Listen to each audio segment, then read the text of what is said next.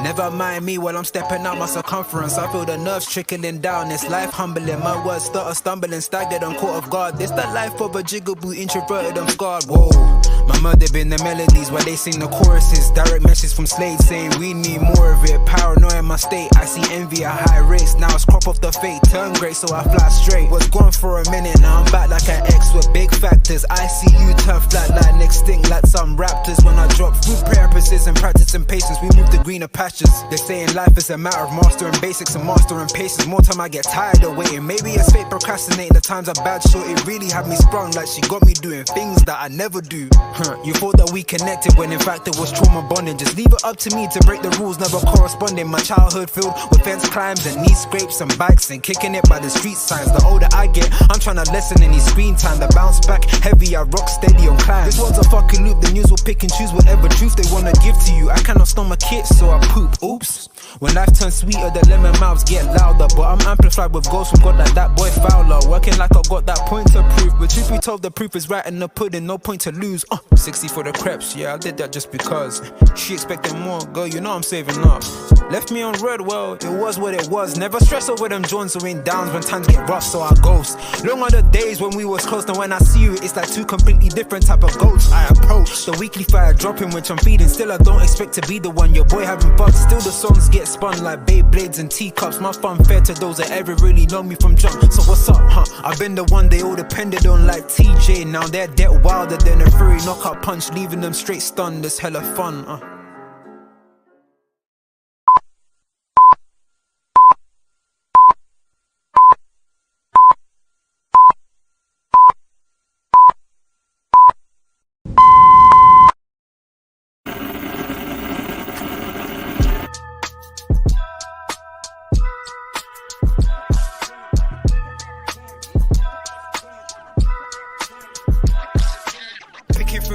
Now you know I'm coming through. When the growth look good on you, best believe they wanna screw now. I've been trying to climb, devil threw me in the dark. Baby, don't be insecure, you can still go make a mark like blow. Could never let them drain my soul now. Blow. Table turning like doorknobs, wow. Blow. I think I'm about to set sail. I'm a walking, living legend, walking with my chest out. Life keep dealing me cards, I keep fitting in love. Yes. We are back in the building. It has been a tad bit of a hiatus. Obviously, Liverpool haven't been playing. I'm bored. AFCON is not interesting me in the slightest. I'll be honest with you. Ghana decided to mess around, so we're not gonna speak on that. I stopped watching. Yeah. Quasi, I'm with you. So today, I was sitting there the other day, and I was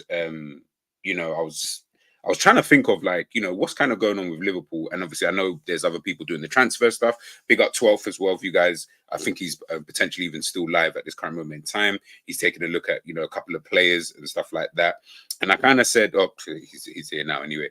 12th was looking at a couple of players. I know other people have been doing a bit of transfer news and stuff like that. But you know me, sometimes I get bored of that and I can't really... do it myself. I'd actually rather just sit down and listen because there's really nothing going on. And I feel like I learn a lot more from listening than, of course, speaking.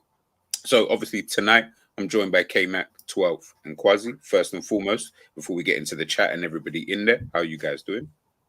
Doing good. Thank you. Not too bad, thanks. Just freezing, I'm honest. Freezing, yeah. I think it's really cold. It's a global freeze. It's cold out here. Quasi can attest to that. It's cold out west. My heater is on right now. Yeah. Oh, yeah. You see, listen, just don't burn up the electricity, man. We're not cost of living as it is. But I we're in the UK, man. Can't be putting heating on. No. We have to keep that shit off, and you just have to wrap up. But big up secondly, big up everybody in the chat. Big up everybody who's obviously watching from wherever you're watching from. Big up everybody who's obviously inside the building. Please make sure, please, and this is for everybody who's on the panel tonight as well. Make sure you're hitting those like buttons when you do enter the building. It helps us all. I'll be putting everybody's channel into the chat as well, so you guys can see for your damn selves. But tonight, what we're here to talk about, Liverpool, of course. Who else are we going to chat about? This season has been an interesting one. I have to sit here and admit, you know, to myself and to everybody here, you know, it's definitely exceeded any. I know. See, look, 12 is already smiling. You know, it's already. It's already. No. I'm man enough. I'm man enough to say. You know, it's a big up Enz and Savage, because they were the other two individuals who had very high expectations for Liverpool this season. So I got to give them, you know, their flowers. But of course, Liverpool, top of the league, top of their Europa League group, obviously through to the next round. I haven't got a clue whenever that starts. We're into the semi-final of the Carabao Cup. We've won our first leg this season, and we are into the next round of the FA Cup as well, obviously after beating Arsenal 2-0. So it's been a good season. There's no two ways about it. You know, there really isn't much else to say in that regards. But, you know me, I like to nitpick. Been watching Liverpool this season. Now, obviously, there's the nitpicking side and there's the over-the-top side. I've tried to just stay in the nitpicking side as opposed to going too over the top, because we are doing well this season. You know, there's not going to be too much to really, you know, moan about in that regards. But one thing I will say, Liverpool have obviously been going behind quite a lot from when I counted it up, quite a lot in games. And I think that was just something not necessarily to worry, so to speak. I'm not gonna sit here and say, oh yeah, this is a problem, but just more to kind of find out why and kind of get everybody's opinions, everybody on the panel and also people in the chat. Why do you kind of think that is, you know, in a general sense? So obviously, big up everybody, of course, who's in the building. Big up Gary, big up Realism, big up Brian, big up John, Gagan D, Quasi, obviously here in there, Scraps as well. Big up Jerry. Like, I'll start off obviously with K-Mac, then we'll move to 12 and then to Quasi. Chat to me just about Liverpool in general, like this season. You know, I'll probably say the first question I would ask you is this season, obviously in comparison, I'll say in comparison to last season because it's the most recent season, but I also kind of want to throw in potentially even the season before that. When you're looking at, say, the last two seasons, including this season, is there a difference? And if so, what is that in terms of the way that we are playing? So, defensively, no, because we still concede goals and we still give up big chances. So defensively, from this season to last season, no. But what we do, which we didn't do enough of last season, was score more goals with different people. I mean, last season it was just Salah pretty much, wasn't it? Like, literally, like Salah just everything, and a little bit from Nunes, a little bit from Gakpo. Now it's midfielders, even defenders. Like, I think Virgil's got a couple of goals this season. Trent's obviously got a few goals as well, from open play as well, which is something he's not known for that much for Liverpool. I would say, I mean, I don't want to steal what Quasi's going to say, but I think I might have now. It's high risk, high reward. It's how we play. I would say the whole transition with the whole midfield being stripped out is probably a big difference as well to this season. But as in terms of going behind in games and not having the attitude to kind of go into games fully cooking from the start, I would say we carried that over. We haven't nipped that in the bud. Not at all, like, for me. 12, chat to the people, man. Yeah. You know what? I said obviously, but I'm going to go a different direction with that. In that, I think that it's not that we started off slowly, because I was just making sure, I was bringing up some of my, I'm a stat guy.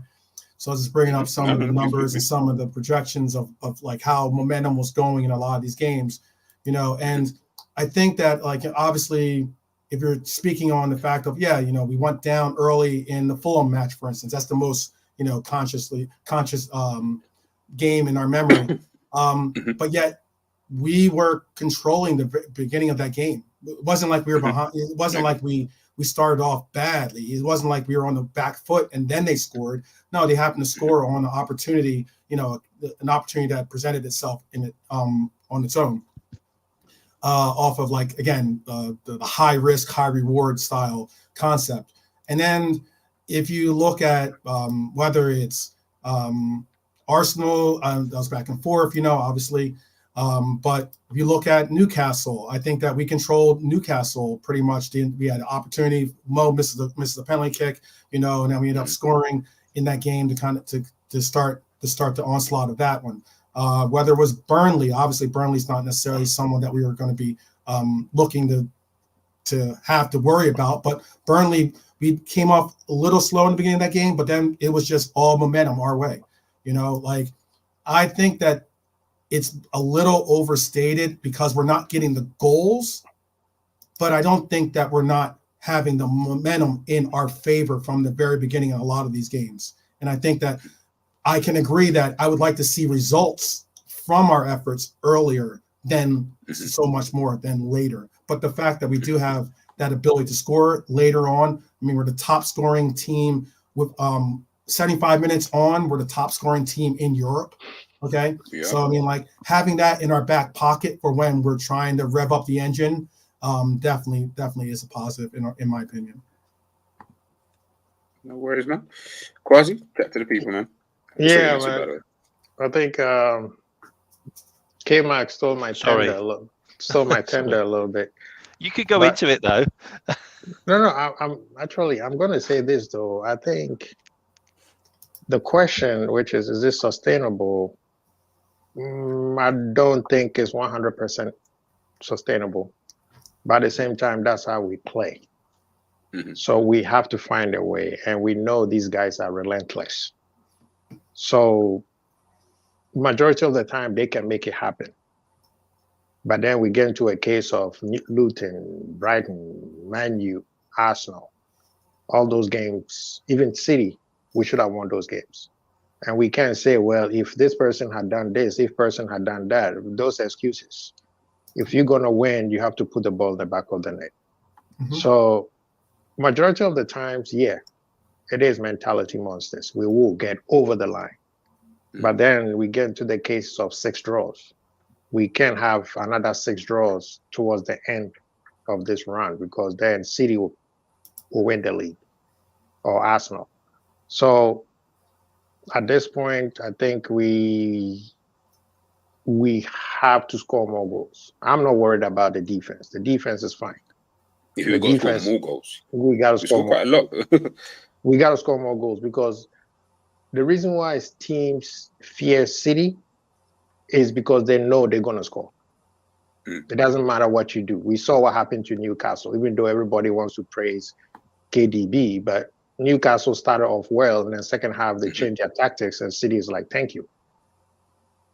Liverpool has to get to that part where teams know they're going to score. They're going to score. We just have to limit them on how many they're going to score, which is what. Do you not think we have that this season? Sorry, I know I don't want to interject. No, I don't think. I feel like we kind of. I don't think we have that. We don't have that fear factor because if you look at our team, our weakness is our attack. Yeah, we got more. I heard. You see what I mean? Because the amount of chances that we're creating, you see, that's why I'm factoring it, right? We're talking about math, stats and everything. We broke a record in one game. 38 shots on goal. We should score at least 10 of them, right? Yeah, but isn't that a bit like the tactics that you play in Football Manager? Where no, the tactics is looking on sight. No, the tactics is, to me, a lot of people have gone. A lot of people have gone against the tactics, but the tactics is working because if you are creating 38 shots on goal, something is working very well. It's not easy. This is the Premier League. It's not easy. Professional level. It's not easy. You are creating 38 shots on goal, and this is not the first time we hit 30. We did that against Man U, 34, right? Arsenal, we created. Within 4 games, we were close to 200 shots on goal. It was high 20s against Arsenal. But Quasi, isn't that also, though, you said that it's not sustainable. I get that some people think it's not sustainable, but isn't it more so coming out with a mindset, being the opposition, having a mindset of trying to maintain or hold the levee, you know what I mean, and not have it break? That's unsustainable for a lot of the oppositions that we face. And because we have such a high volume rate of shots and high volume of offensive minded aspects of the game that we bring out, I think that makes it unstable or unsustainable for our opposition, as opposed to worrying about the sustainability for our team. Because I don't think anyone would say that we don't have options when it comes to offense. I mean, your point is the reason why we are in first place. Mm-hmm. My point is the reason why we have 6 draws, which equals to 4 losses. And if you want to beat the other team, and if you're going to beat the other team who are also gearing up with all their squad, we can't have another 3 or 4 draws. We have to win. At this point, it doesn't matter how you win. Just get the 3 points. You see what I'm saying? So even with the Luton game, let's say Luton, we had the worst game ever and we still beat them 2-1. Doesn't matter. We got the 3 points. Yeah. But you can't play like how we played against Man U, have 34 shots. Well, how many and come out games? Goalless. Can I ask a question to the panel, please? Yeah. Do you think? I'm polite, So like, no. We're all family here, man.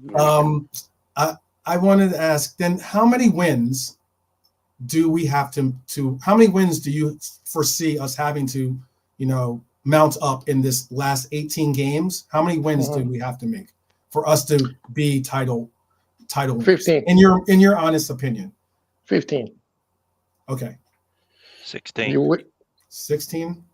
Brandon, we played 20 matches, by the way, guys. We played 20 matches already. So you're saying we need to win another 15 in the league to win? Well, I mean, we only have we have 18 matches left in the season because it's 38 matches in the season. To be guaranteed. 18 matches left. How many? What's the record? What's the lowest bar for record that you think will surmount us a title? I mean, that's assuming that City is going to drop a lot of points. Are you talking points? That's not even assuming. That's assuming. I don't think this will be a 90-point season. Okay. I think this could be an 80, 88, 84, 88, 89, 86. 17 wins. What was last season? What did City win it on? 89.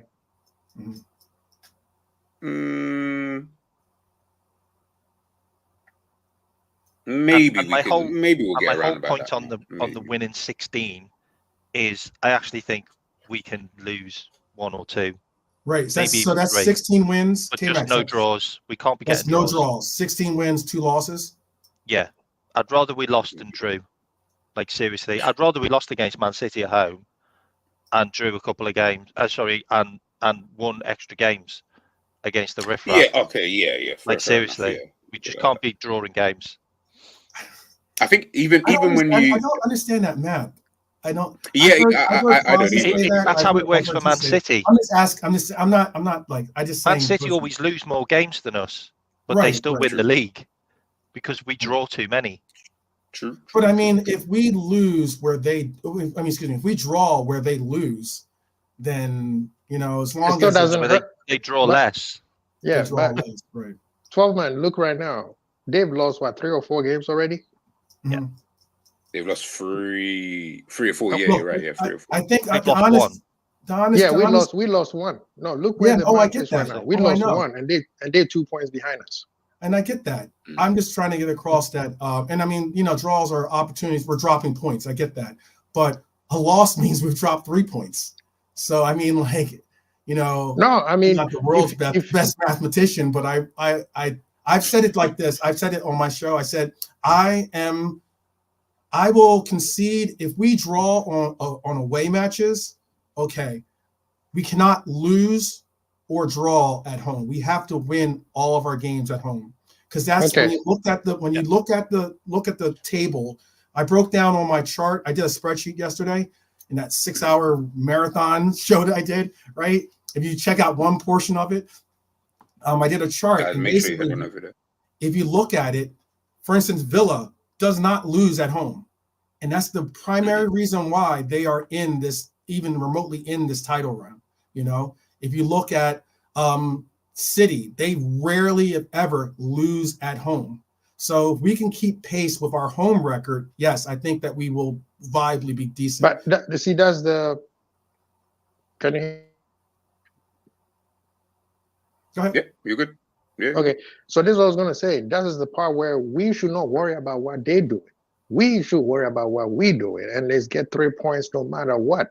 I don't care how you get it. It could be Salah trip over and then his hair touches the ball and then cross the line. Hey, I'm happy. At this point, this is the end game. We are the end game now. An end game, it doesn't matter how you do it, just get there. Right? In the beginning of the season, I'll worry about performance, how we play, how we doing certain things. At this point, I don't care. Give me 3 points. That's why I never jumped on the whole mind you, we're gonna beat them 8-0, 9-0, because it didn't matter. At the end of the day, you get 3 points. Luton, that was embarrassing for us. Brighton, we should have gotten there. Man U, Arsenal. And it's not that we are not showing that we're going to beat them. We are showing that we're going to beat them, but we don't take the chances. So for us, that's why we both saying 15, 16, because it doesn't matter if we win eight games in our home and then go win 6 or 7 away.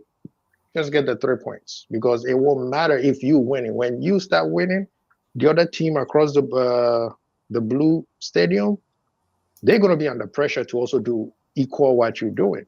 Liverpool have won 15 games straight before on the title season before, and still didn't win the league. Right. You see what I mean? City can go on a 17 bench right now.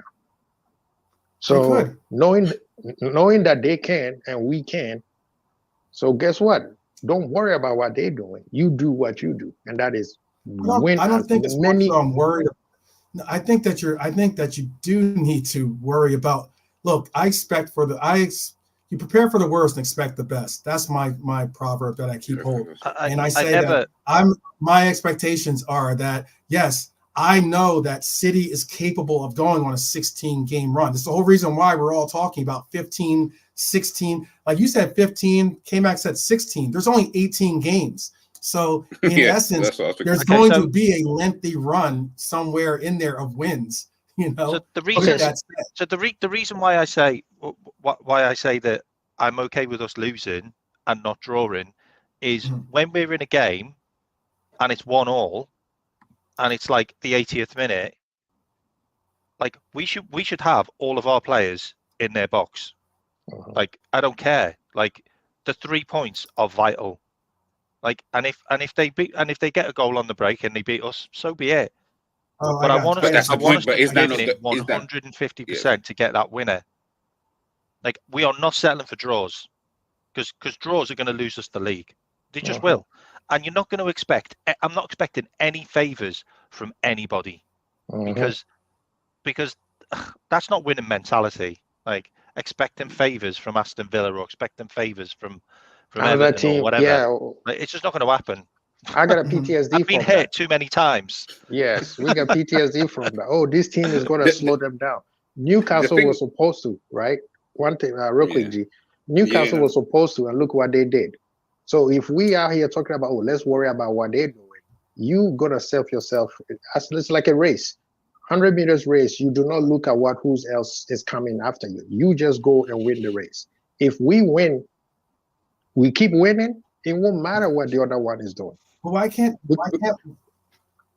No, right now you're 2 points ahead. Why are you worrying about? Right, no, you're absolutely right about that. I'm agreeing. I'm in agreement with that. So that's what I'm saying. So, and I got to jump out real quick. I'm sorry, guys. I have a meeting to go. Yeah. Guys, make sure you go to subscribe. Go. The thing that I would say is Liverpool fans cannot go on other people's channels telling them, oh, this is not sustainable because of what rival fans think it's not sustainable. We as Liverpool have to say it's not sustainable because of what we know, the way we play, not because, oh, Man U fans say, well, you guys don't have Haaland, so you can't keep doing this. Or Arsenal fans are saying, oh, you don't have Saliba, so you keep shipping out goals. We can talk like them. We have to talk like we talking right now, saying, like K-Max saying, I'm not going to worry about Aston Villa doing me a favor, because last time I hope they did me a favor, they broke my heart on the end of the season. That's how we need to talk about the sustainability or the mental aspect of the end game right now. So that's what I'm saying. I believe our team can do it. They are relentless, but I have seen certain things that gives me concern where I know G is going to bring it up, like Nunes or even Salah when he has a penalty kick. And then, yeah, Salah has a penalty kick and he doesn't score. Those are also concerns which brings up, is it sustainable? Because you can't keep running it, because at the end of the day, it's not just end game for us. It's end game for the rest of the 19 other clubs. So that's what I'm saying. But do I believe my club? Yeah, we're going for the quad. Hey, listen, man, guys, make sure you head on over to Quasi Bowl TV. Make sure Thank you you so subscribe, much. please. Yeah. It's still in the chat there. So yeah, big up Quasi, man. And the thing is, what with what Quasi said, I'm kind of, I feel like the two things can both be right. So with what K-Mac and Quasi are saying in regards to how many games we think we might need to win, obviously we can only go off previous records. Like we don't know what's going to happen in the future, and we've kind of seen Manchester City are slowly maybe getting there potentially. So with what they're saying in that regards, I'm like, I hear it, because that probably would be kind of my number, is that I don't even think it will go down to like the wire as people think. I actually think that there will be some type of ending, you know, kind of a bit before that, you know. Big up Savage in the damn building. Big up Joining us this evening, bro. Big up, man. But yeah, man, I feel like snap, I didn't even see it. But yeah, I feel like with what those two are saying in that regards, yes. But then also on the flip side of things, I am also looking at it thinking it's like a catch-22, because the reality is we don't know. For all we know, we might not need as many wins as K-Mac and Quasi are saying. We are 2 points in front. And from what I can remember, and someone please in the chat or in the panel, let me know, at the same games played, when Liverpool have been in front, have we lost the title? When we've all played the same amount of games, not when City have got 7 games in front, or 7 games, to go, and they're only 2 points behind, and, you know, that they can easily, you know, overtake us. Have we won the league before? And we have. No, we've lost the title 3 times, I think. But have we been in front on the same games played? Yeah, just same games played. Yeah, I think one time when we won the league. Rafa and Klopp. And no, we haven't. No, we haven't. We've never ever been in front of Manchester City, from what I can remember, and been on the same games played. It wasn't Man City then. No, I'm talking in the club. When we won the league, when we won the league, and do you mean at this point in the season, or any point in the season? Really, at any point in the season, to be honest. But we'll go at this point in the season.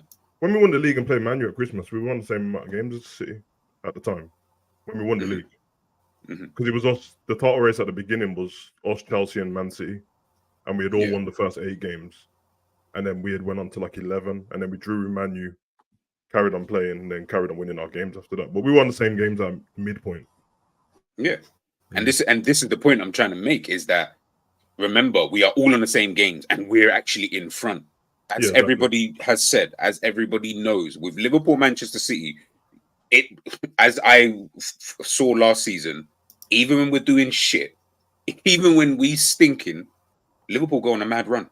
We're still technically even on that run. We've only lost 1 game since Jesus was a boy. Like it's those kind of things that we can continuously keep doing, even when we're not at our best. But Manchester City, we know, can also do that when they're not at their best, so to speak. But I do feel with Manchester City, the only difference in that is that I feel, yes, when they're not at their best, but Liverpool stunk last season, and we started that run.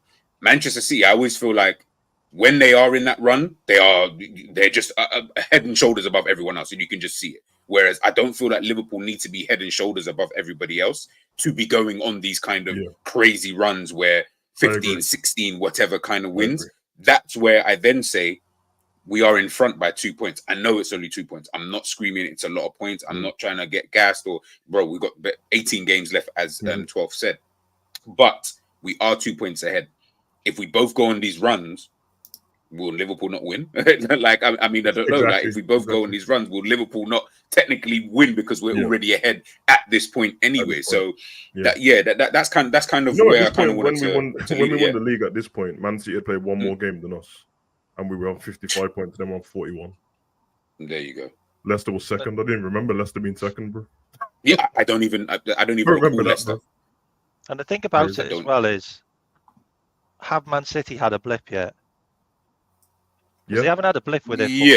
They have, yeah. And they always have a They blip had a with blip. their full squad. They have had a blip. Yeah, They've had a that's blip, because but Rodri was maybe not missing. with their Not full with the team. full squad. Yeah. But So they their only They had have blip had a was with blip. Rodri missing. They lost.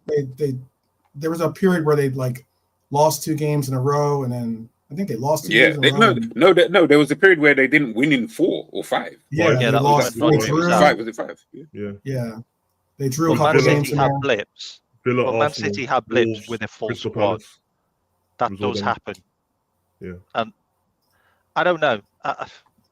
I still don't think Man City have had that blip yet. I just think that was just due to the players being missing. Well, that's the You know, same. you get those games where Pep just overthinks it, and then you look at the score and you go, yeah, Man City are going to win that game, and then it's full time and you're like, oh shit, they got beat by Everton or something like that. You know what I mean? I agree with what you're saying, but I think it's kind of that was kind of a long time ago. Yeah. Yeah, that thing where Pep was overthinking stuff. They were the times when he was doing it in the Champions League as well. It's been a minute since. Exactly. He's been dominating ever since that. But I think that they've still got cups. Yeah, I mean the thing is they Got 2. They don't usually have I mean everyone goes off with our Man City start slow and all that business, which is sometimes giving them too much props, to be honest, man. They just start off how everyone else starts off, and it's just because they're so good, you're not expecting them to drop points at all. But what happened to them this season with that 5, that never happens to them. Like it wasn't even on record on the Pep happening to them. So Liverpool just didn't take advantage while they're away. But to be fair to us, I don't really want our team to be. Forget City, bro. Just play our game, bro, and try and win the games. And there's no point. Well, it's not going to help the players' mentality watching what City's doing and putting more pressure on themselves and stuff. Because some of the players haven't been there before. They haven't been in a title race anyway. You know what I mean? They've got the mentality coming in saying, I want to win the big trophies and I want to win the Prem. Of course you do. But wanting to win it and actually being in the race, 2 different things. And that's what happened to us the last season. Crumbled. It boils down to March 9th, basically. A lot, and also even for us too, February 4th. February 4th and March 9th are the 2 dates that we should all have circled on our calendar. March 9th is when we play City, and February 4th is when we play Arsenal. So, you know, those 2 games are games that we are must wins. And, you know, they have Arsenal is away, and albeit, and or at least I think that's our biggest away match left. That's our biggest home game left on our schedule. Those 2 games, because if you look at it, if we get 3 points from City, that will again, you know, create an even bigger separation for us in that race, and that's what we. Yeah. That's what they call it. They call them games of 6 pointers, isn't it? Yeah. Because you take 3 points and they stops them getting 3 points, and you're 100% right if you're thinking completely logically, but this is Liverpool and they ain't usually the games that mess us up. So this season has been because against the so-called Big 6, been trash, bro. In terms of the result anyway, in game. Haven't won any game. Yeah, exactly, bro. We'll be because you can try and add in Newcastle and Villa now, but they're not literally, they're not usually that team. But we drew with Man U, we drew with Arsenal, we drew with Chelsea, we drew with City, we lost to Tottenham. That's it. That's all of them. It's flipped over from last year where we got beat by Bournemouth, Brighton, Wolves, Forest. You know, it's flipped the other way around. Like we were beating the other teams, and now we're beating the dross, but still getting meaty results against the big teams. Well, you would For say me, that I'd rather take all of the results yeah. against the meaty teams because there's more of them, and that's kind of what City do. And if we get, you know, a draw here and there against the big teams, then, you know, maybe it levels itself out. I don't know. I mean, I think the biggest thing for me this season is just the referee and the officials. You know, it's just hard not to just overlook that. See how bad that's been. Spurs aren't a big team, but that's why I said so-called Big 6, because that's what everyone, when people say the Big 6, that's who they're talking about. We know Spurs are a big team. But... Yeah. So on the spreadsheet that I made, I do have like our record against Big 6. I have our record against last year's top 8, because I think that normally when you're looking at teams, obviously Chelsea is a top 6 team, but they're not playing like a top 6 team this year, So I have our record against that.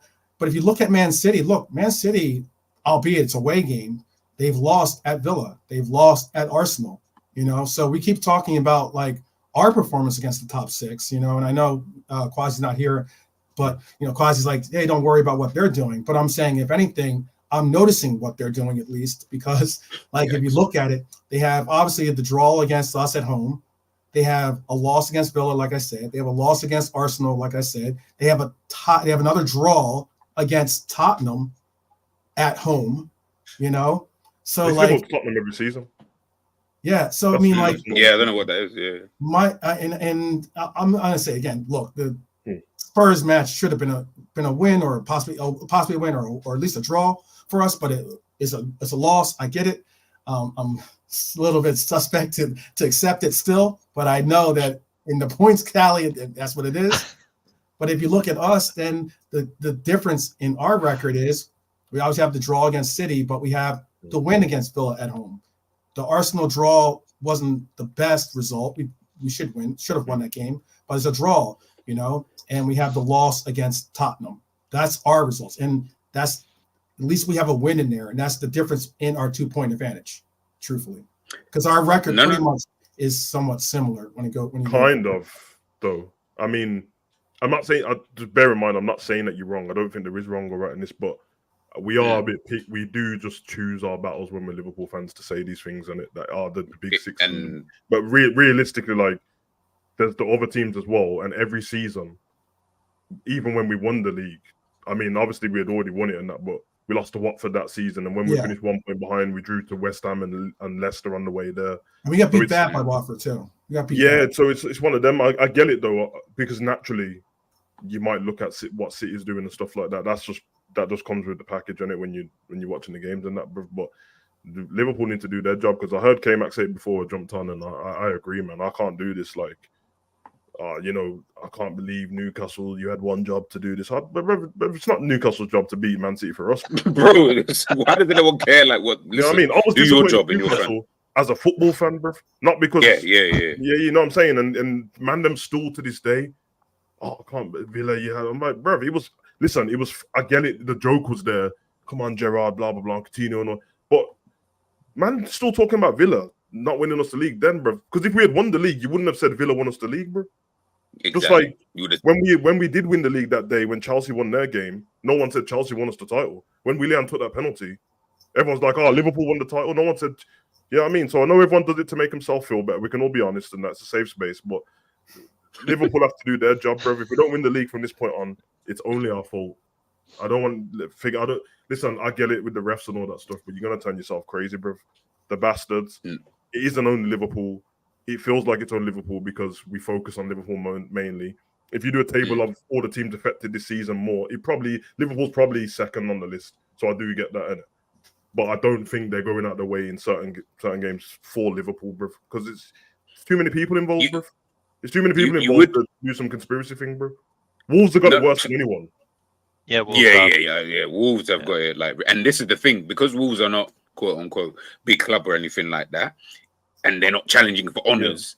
For them, it's not going to be seen as big to the wider audience, because they're not challenging for anything. So why would you care? Whereas we know Liverpool, the top clubs are always trying to challenge for things. So they're looking at it thinking, oh, well, this is going to be the difference as to why we didn't win the league. And came out, everyone's kind of been right in that. I hate that stupid thing of letting someone else do your work for you, bro. I beg you, just do your own job. Just do your own job, and you won't even care that Newcastle lost to Manchester City. Do you know why? Because the reality is, you should have beaten Manchester United. You should have beaten Arsenal. The league should be a lot bigger than it is, and we won't even be caring that, oh, City beat Newcastle. All right, cool.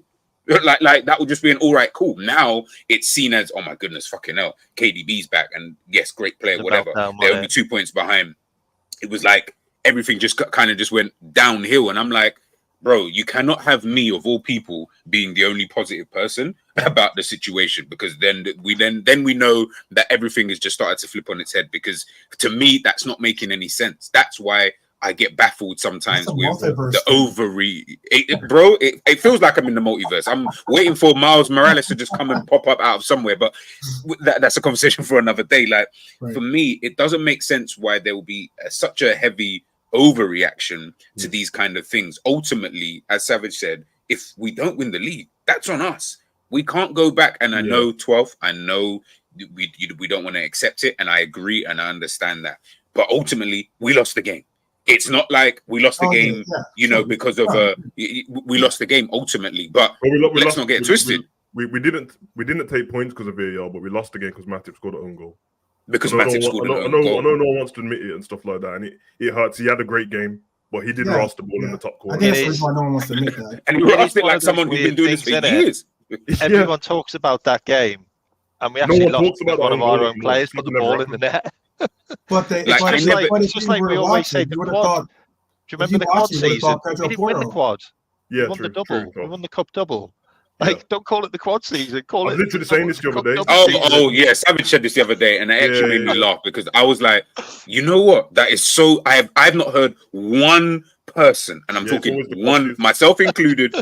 I've never heard someone say, "Oh yeah, that was the double season." Bro, we actually won 2 cups, but I never hear anybody mention those. It's just like, it was the quad season. When we never won the quad. We didn't even win the quad. So what quad are we imagining that we won? Like? I think the players are taking on the right mentality anyway, because I'm sure they're in the change room at this point still talking about VAR decisions and that. I think the right thing is, the way I see it anyway, and you don't have to follow how I think of it, but we've passed halfway through the season. Moaning about anything prior to now is pointless because we are actually at the top of the table, like you said, bro. So from this point on, even if you started a brand new league from this point on, with Liverpool 2 points ahead of everyone, it's only us, isn't it? It's only us from this point on to win the league, bro. So all the games what we didn't win against the so-called Big Six prior to these last 20 games, but we've still got to play them all again now. Exactly. So let's go win the league. Them at home. So, let's go win the league. I know it's upon us just to do our duty. We went out, we win the league. I get that. But City is doing something unique this year as opposed to last year. And that is they're not winning all their games at home. Usually they win pretty much all their games at home. I agree. And the fact that they have they have 3 draws, I think, at home this year. And the fact that they have 3 losses and a draw on the road is noticeable. That's the noticeable difference for me. And because I'll be honest and straightforward with it. City is the favorites to win the league. And it's so sad to say that even with City in second are you place, saying that City are the favorites? Okay. City, I've said that City were the favorites. They're not my choice. They're not my choice. And I prefer them to be favorites. It means that when I win my bet at the end of the year, I win more money. Right? No, it's a win-win situation. I don't care. Make us the worst underdog ever. I don't care. Oh, that word. Exactly. But one thing the only reason why I was bringing up this point is that 10 games is how many games? They have 10 home games left on their season. We have 9 home games left on our season. Well, obviously, it means 9 home games, 9 away. Arsenal have 9 home games. They have 9 away. I don't know what Villa has off the top of my head. And then City, I know, have 10 games home and 8 away. So it's a testament of do you see City losing this to anyone on this the remaining games they have left at home? Just at home. Where have we got them away? Yeah, we got them at our ground. Yeah, Anfield. Oh no, City. We have them home. They're not going to lose. They're not going to. Yeah, I don't think they'll lose any home. I don't think they'll win every game though, but I don't think they're going to lose at home for the rest of the season. I don't that's think like they'll so win you every think game. they'll have 10 wins just off of their home games for the rest of the season. You know that United game Man City's got, is that at Old Trafford or they have Villa? City has Villa. Man U versus Man City, the next one. City has Villa.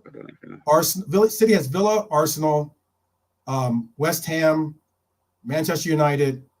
And I'm asking, where is it though? Like, where is it, away or home? The Manchester United game. I know what. I'm saying that's what I'm saying. All the home games for. I'm saying these are all home games for City. Okay, It's away. forget it then, 'cause- It's away. Yeah, It's yeah, away. yeah, yeah. Yeah, Oh no, sorry, no, Villa they're playing at home. they're playing at the Etihad. They're playing at Etihad. Yeah, that's Man what I City, wanted Man to know United. if it was at Old Trafford or not. But Yeah. No, it's at Etihad. So yeah, Villa. They have Villa, Arsenal, West Ham United, Manchester United. They have Chelsea at home. They have Wolves at home. They have Brentford, Everton, Luton, and Burnley. Those are the remaining home games for City. And I get it. I get the comment of we shouldn't worry about what City has to do or whatever. Let's just worry about ourselves. But again, I mean, you might want to worry about what Villa's doing. I expect the best, prepare for the worst. Yeah, I was just about to. You're going to worry about City, but you might want to worry about Villa and Arsenal still, because it's all fun and games laughing at Arsenal at the moment, bro. But they can catch up very quick. I think this is where, and I want to get back to that anyway, because again, it all centers really around that in regards to even this table that I've obviously got up here. So this is obviously taking a look at obviously all the times Liverpool have obviously gone behind in games and our record. So we've gone behind in, I think it was 15 games this season. Liverpool have only played 30 matches this season. So in half of our games this season, Liverpool have gone 1-0 down. We have won 1, 2, 3, 4, 5, 6, 7 out of those games. We've won 3 losses, Spurs, Toulouse, and USG, obviously the Europa League. And we've drawn 4 of those games. Now, when you apply that to what we're talking about now, in terms of looking towards the end of the season, again, I ask, is going 1-0 down and the slow starts, is that going to be sustainable enough for us to be able to win the league or quad? Let's just say the quad, because that's what everyone's talking about. Do we all see it that way? Because again, we've won 7 of those games, so that's more than half, no problem. But I'm seeing 3 losses and 4 draws. We've got more draws than we have losses. So I'm looking at that thinking, okay, that's okay. I'm not going to moan too much at that. Yeah. But ultimately, there are 7 games in there. No, 1, 2, 3, 7 games in there that we haven't won this season in various competitions. So Europa League and in the Premier League. There's 7 games out of the 14, 15 games that I've got put up here from us this season. Is that sustainable moving forward? Half of your games you're not going to win. For I me, think Liverpool are getting better. Yeah. Cool. That's what I think. For me, it's not sustainable if we concede goals late on in games, because it's harder for us to get that extra goal and that winner. And I think we're getting better. And I also think we've had a good run now, haven't we, where we haven't conceded first for a couple of games. Yeah. Isn't that right? Yeah, I agree. I think we're getting better. So that's a good thing. And if you look at those games as well, I mean, Spurs, we had 9 men, didn't we? Was it 8 men or 9 men? 9 against Spurs, 10 against 9 against Spurs. 9 against Spurs. 10 against when we obviously scored 10 against goal. Brighton, sliding door moment for Gravenberch when he hit the post, open goal, like that could have put us 3-1 up.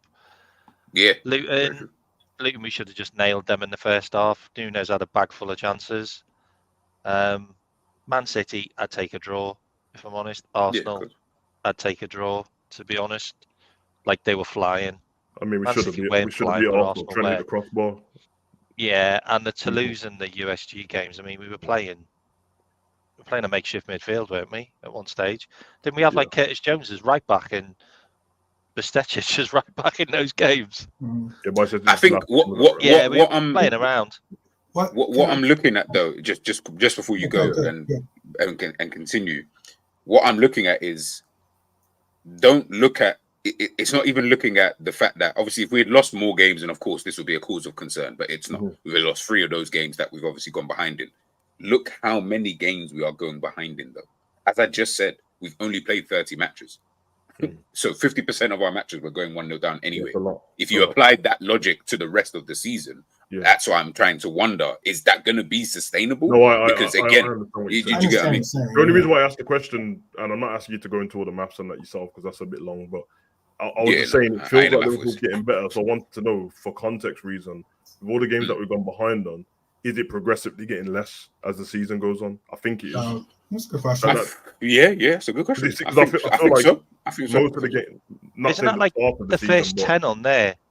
Like, probably are like first 15 games, like pretty much. Yeah, so all of these games are all in order, like from Bournemouth Yeah. all the way down to the Fulham game, obviously being our last game. They're all in Okay. the It was order just of when from they happen. December alone. Well, from Because November. you don't against- have I know you End don't of have November. you don't have Chelsea on there too. So Chelsea. We didn't go 1-0. We We didn't go didn't 1-0 go- down. We went 1-0. that's right. That's right. We didn't go Yeah, down. on we that should have game. smoked them That's right. still. That's why I don't. Yeah, But I because thought you saw obviously, draws. from the Man City game, which was the 25th or 28th, something of November, towards the end, and then going into December. I think from that point on, most of the games we were up in ourselves when we won them games in December, and then obviously we had the draws, what were like 0-0 against, whoever. So Savage. that's 8 games. That's 8 games alone, just from the Man City game up until now, January, and then how many Prem games we played in January so far? None or one. Newcastle. Yeah.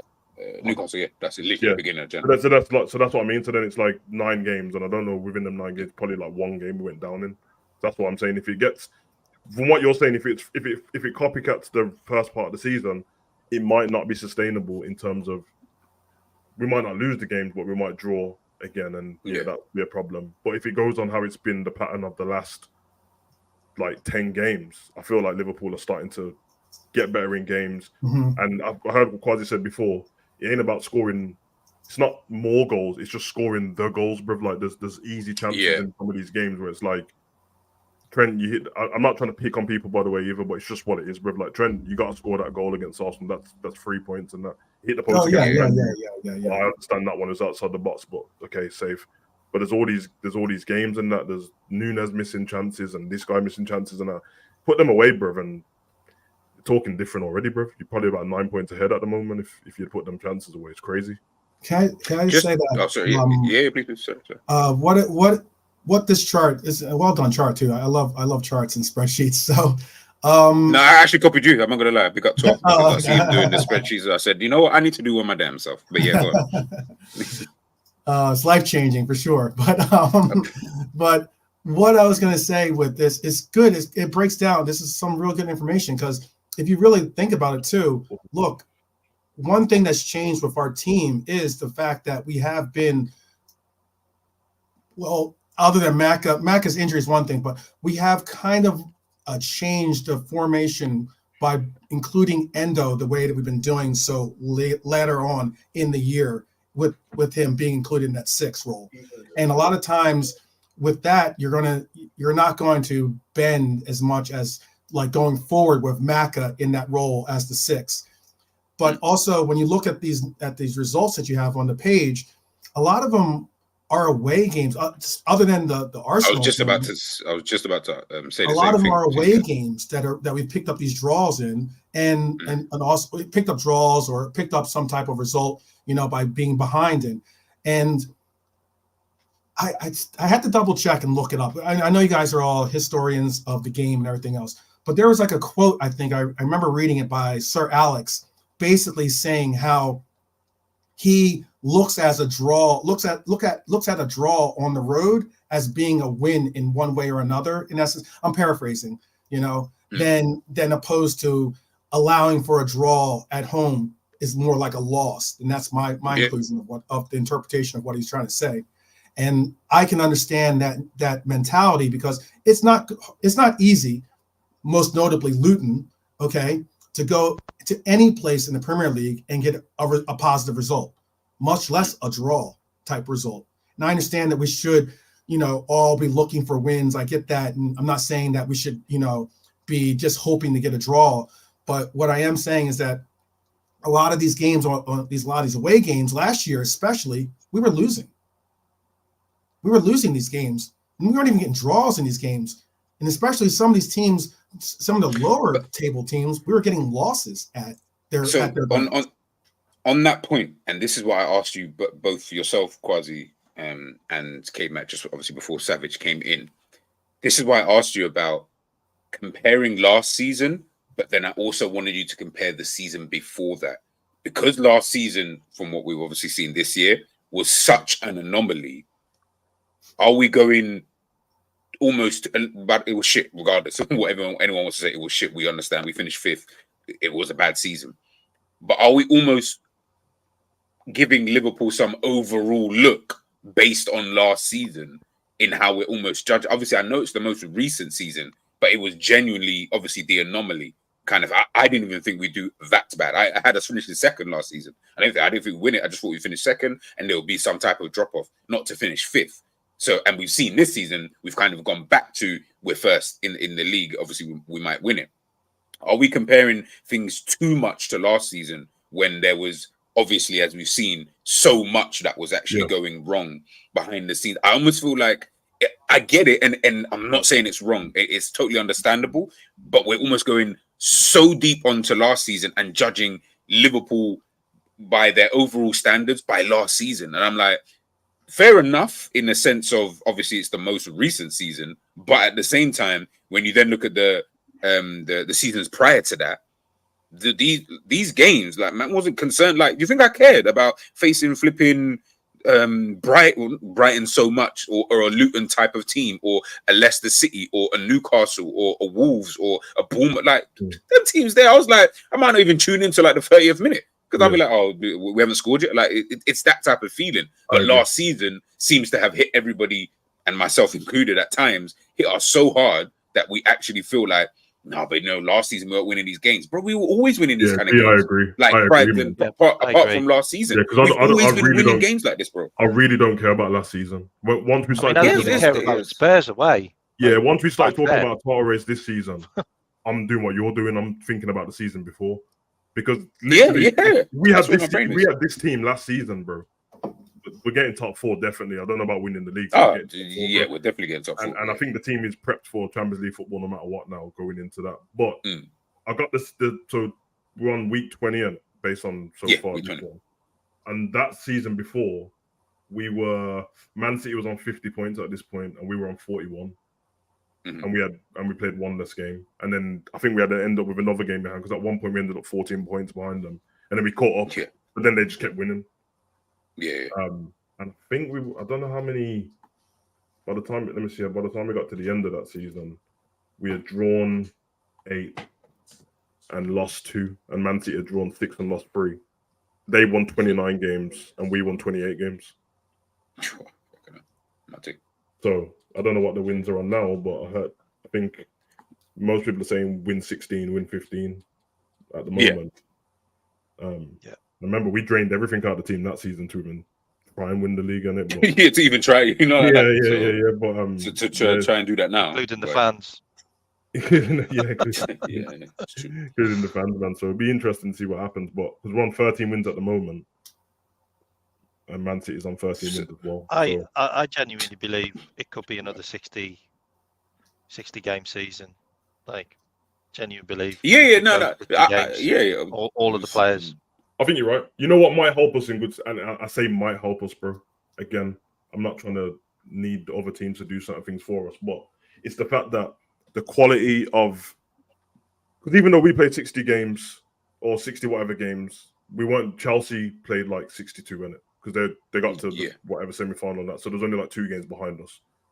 But the difference this season is the quality of teams will be playing, getting towards our 60 games compared to what Man City will be playing, or Arsenal will be playing if they stay totally in different. Champions League. It's completely different.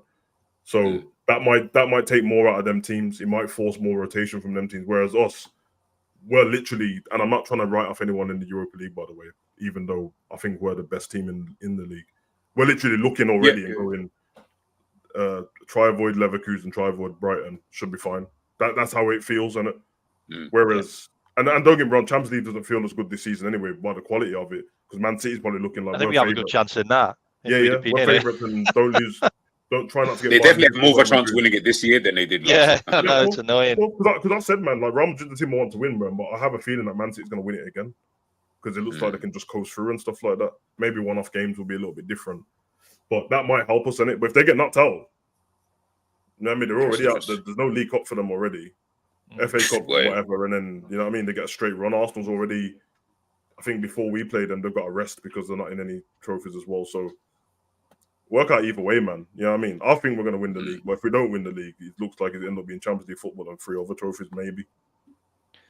I think also what's important this season, and I've spoke about this on other channels, is Klopp Klopp only used 3 subs most games last year. Yeah. Like he really did.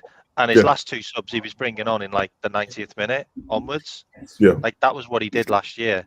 Carvalho Now, getting to touch pitch. he's bringing 5 subs on really early on in games. I mean, he's hooking Gravenberch and other players at half time in some games. I like think that. these are pre-planned. Some of these, though. I feel like some of these are I think pre-planned. it's Subs. really good. I think the whole mentality of the way the coaching staff, the fitness teams, yeah, I think the way they're rotating the players is really, really well planned, and I think it's really helping us. And the fact that they're bringing players up back off loan, like to fill in gaps, you know, like Connor Bradley hasn't gone out on loan because he's now probably an option on the right. Brought Owen back, Yeah. you know, just to give us cover where we need it. Where I think in other seasons, probably last season, we wouldn't have done that. We'd have just left them, and we'd have just like maybe put another player in there, or you know, maybe got by, and then we'd be caught out because we'd have redlined bloody Thiago again or something like that. You know what I mean? I just wanted to, and no, I actually hear what you're. I think it really what helps you're us saying. this year round. It really helps us. Being in the one thing I will say, being in the Europa League will definitely help us more than if we were in the Champions League this season with the team that we've got. I think that's like Because 10 trying games to- where we haven't played our full strength team.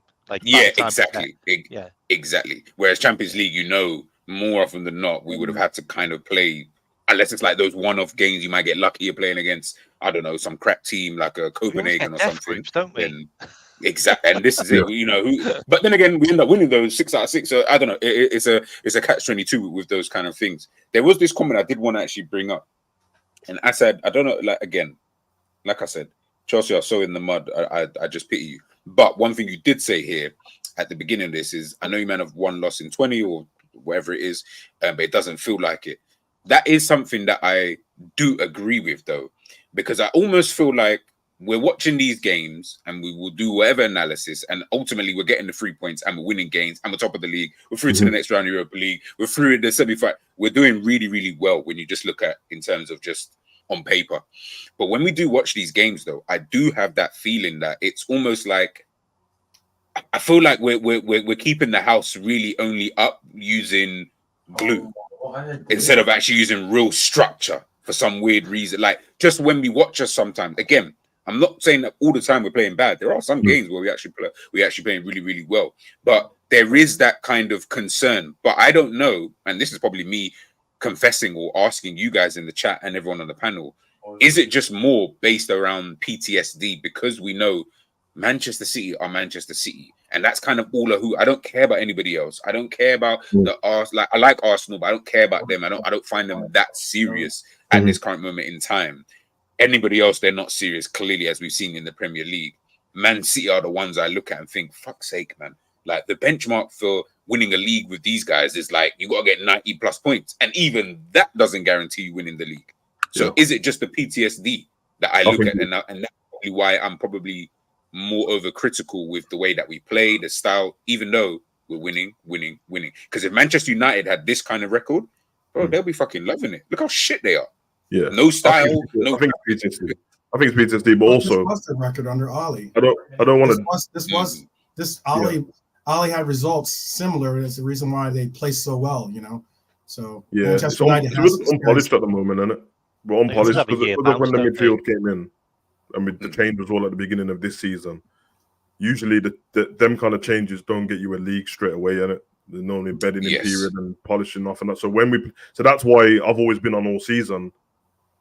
Might not be nice to watch for some people, and I'm just like take the results, bro, because I know they're not polished off. Like even if you look at the kind of chances that people are missing in that as well, and how we are in midfield sometimes and stuff like that, still working certain things out. But even if you take away the word PTSD and just put in data, it's not. It's if you was a betting man, then everyone is feeling like that. You're probably in the right over me, because you've got data to back up that even when you're 2 points ahead of City, that's why the favourites, even by the bookies, are still favourites. You need to be like 7 points ahead of them. As Liverpool, if Arsenal 7 points ahead of Man City, they're not favourites. No. Arsenal need to be like 20 points or something. And based on how City's been playing, we are. But then the same thing goes for the opposite side of that coin is we know that Man City can put a run together of 15 games and that. Not this Man City team. It's not the same team. I get it. It's the club. It's just like when people go, we know, rival fans will go, we know Liverpool can put. Are you sure? This is not the same team, bro. That team is that's 3 years ago, bro. You know what I mean? Obviously, that season, what we're talking about, the one before, yeah, we were behind in the table. So the football then didn't look good. If I take you to the context of that season, we had, obviously, Diaz came in January, offered a boost to the squad. Salah started off the season.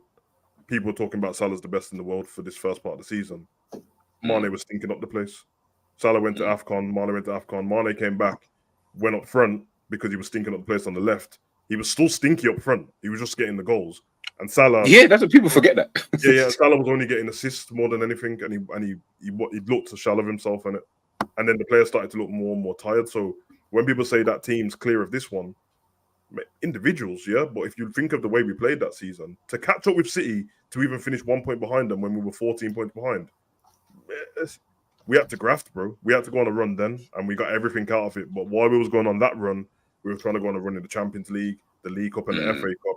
And as I said that because he's a Chelsea fan, bro. When you're a Liverpool fan and think of that season, we drew 2 games in the final to win. We had to win on penalties. We lost to Real Madrid 1-0 because we were dead out. You know what I mean? And then we got to the end of the season, and yeah, was proud of the boys by the time we got there because, like, okay, Villa lost to Man City, but realistically, you was hoping, but you would expect Villa to lose to them, innit? And we actually did from the point we was 14 points behind, we did everything perfect because there was no draws after that. So then you have to just go, hats off to the team. Should have started a bit better, but whatever. But yeah, the PTSD sets in now because it's like, oh, well, Liverpool, you know, the draws and that. Well, as I said, Man City don't have Gundogan on that now, bruv. And he was the guy that season. All them clutch goals was him, bruv. You know what I mean? And then obviously towards the end, De Bruyne started, I think he scored like 4 goals against Wolves and then 2 against West Ham. And you know what I mean? And Newcastle playing decent, but then they smoked them 5-0. And you know what I mean? It's one of them, man. I think it's perfectly poised. The 2 points ahead is helping us at the moment. And hopefully, if we can get to like 5 points ahead on the same amount of games, yeah, man, I feel like people's confidence will go up a little bit more then. But at the moment, 2 points doesn't feel much on it. But What's especially PTSD thing as well? I actually thought that might affect Man City because they won that treble, and that's a really emotional ride, and whether they could do it again. And I hate Pep because he pretty much done what Klopp should have done, and he got rid of a load of players that weren't going to be able to do that push again. We didn't. We kept them, and that's why we ended up with that lag of a season where we did get rid of his match winners. Yeah. He got rid of his match winners. Exactly. He got rid of them. He got rid of them all. Like he did the right thing, and now they've now bedded more of those players in that they've got, or the fringe players have now started to show up more. I reckon he would have kept Gundogan. Bro, I think he tried. Mahrez off the bench scored two winning goals. Oh god, yeah. Like pair of them were just 5, they were match winners. Like, and he got rid of them. So now, yes, you've got De Bruyne still, and yes, I think Rodri got 3 winning goals the season before as well.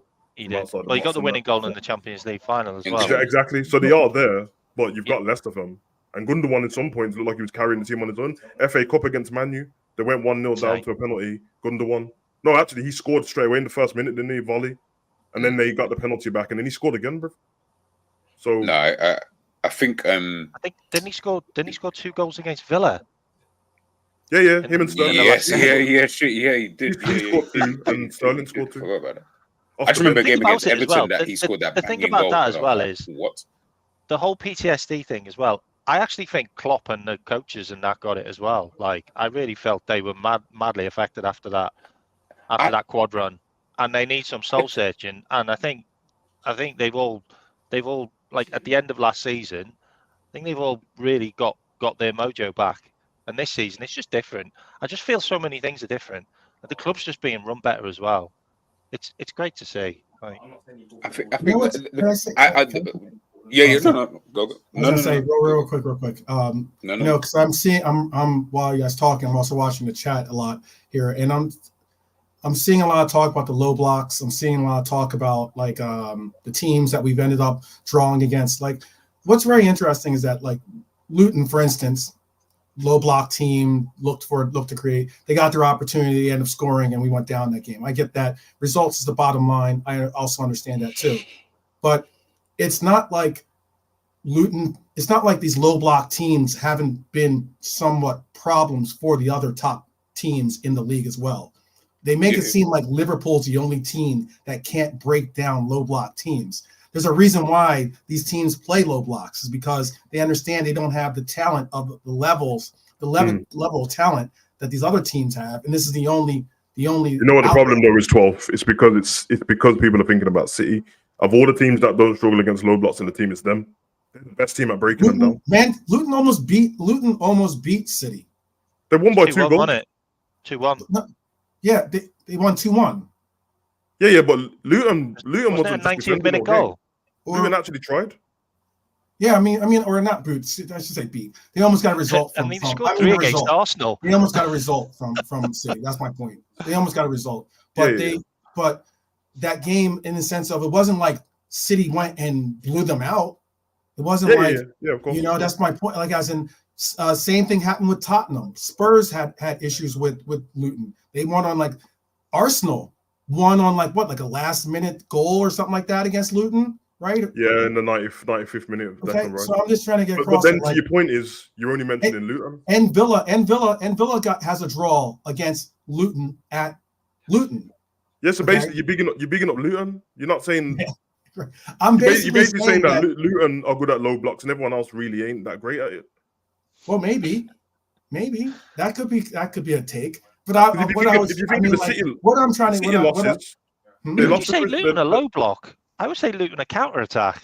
Yeah, that's what I was trying to get. That's what I was also thinking, but you're thinking more of a counter attack. Because if you think about, I don't really feel like a low block team. Like. Yeah, and then the games that Man City lost. I mean, the loss to Wolves wouldn't do no low block. They just done counter attack and played the ball to Neto, and he cooked them up, bro. Okay. Palace, Man City should have won that game. You know what Diaz is like, bro. He just does crazy fingers penalties away in the last minute. Won, but they didn't. No, but we can say the same thing. We can say the same thing. We should have beaten Luton, but we didn't. No, but I'm not. Your point was low block. You're right in terms of everyone struggles against every team this season. That's fine. Yeah, but it's not low. The other big teams, but Man City against a low block. Just go check all the results, bro. They're not against low block teams. Right here in front of me now. What teams play low blocks? What teams, in your opinions, play low blocks? No, before you even go into that, obviously you've got it there. Just 12. You said you've got the fixtures and everything there. Mm-hmm. How many losses have Manchester City got this season? 3. 4, I think. Is it 3? It's 3. Who are the 3 teams that they've lost to this season? Villa, Arsenal, and Wolves. Tottenham. Cool. So they've lost 3 games. Chelsea, sorry. Never lost to Chelsea. No, Chelsea was 4-4. They drew against Chelsea and they drew against. So the point. Drew Spurs, drew Chelsea. So this is the thing: Wolves, Arsenal, and who else?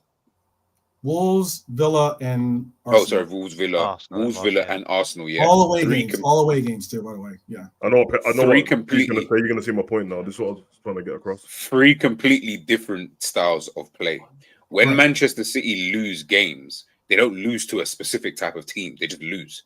Like, it's just random that we just wake up and Wolves beat them. It's just random that Arsenal decided that this is going to be the one game we're not going to play our actual football. We're going to play kind of a different way, and we're going to try and beat them. Villa have obviously got their own style of play that they've been playing since Unai Emery's come in, blah, blah, blah. Mm-hmm. What people, I'm guessing, are trying to say in regards to that low block, which is where I kind of agree with some people, is that Liverpool lose to more one type of team. It's not like we lose randomly to this team. It's always a type of team that we will lose to, which is, or used to be, or not pick up points against these low block teams because of the way, obviously, we play and obviously the way that they play. It's obviously clearly a kryptonite to us in some way, shape, or form. Whereas Manchester City don't have that kryptonite at all. It is just a loss. Okay, the 12-man point. The thing is, you're both right in it, but I'm not saying it's wrong. Liverpool dropping points this season to 12 man's point isn't about low blocks.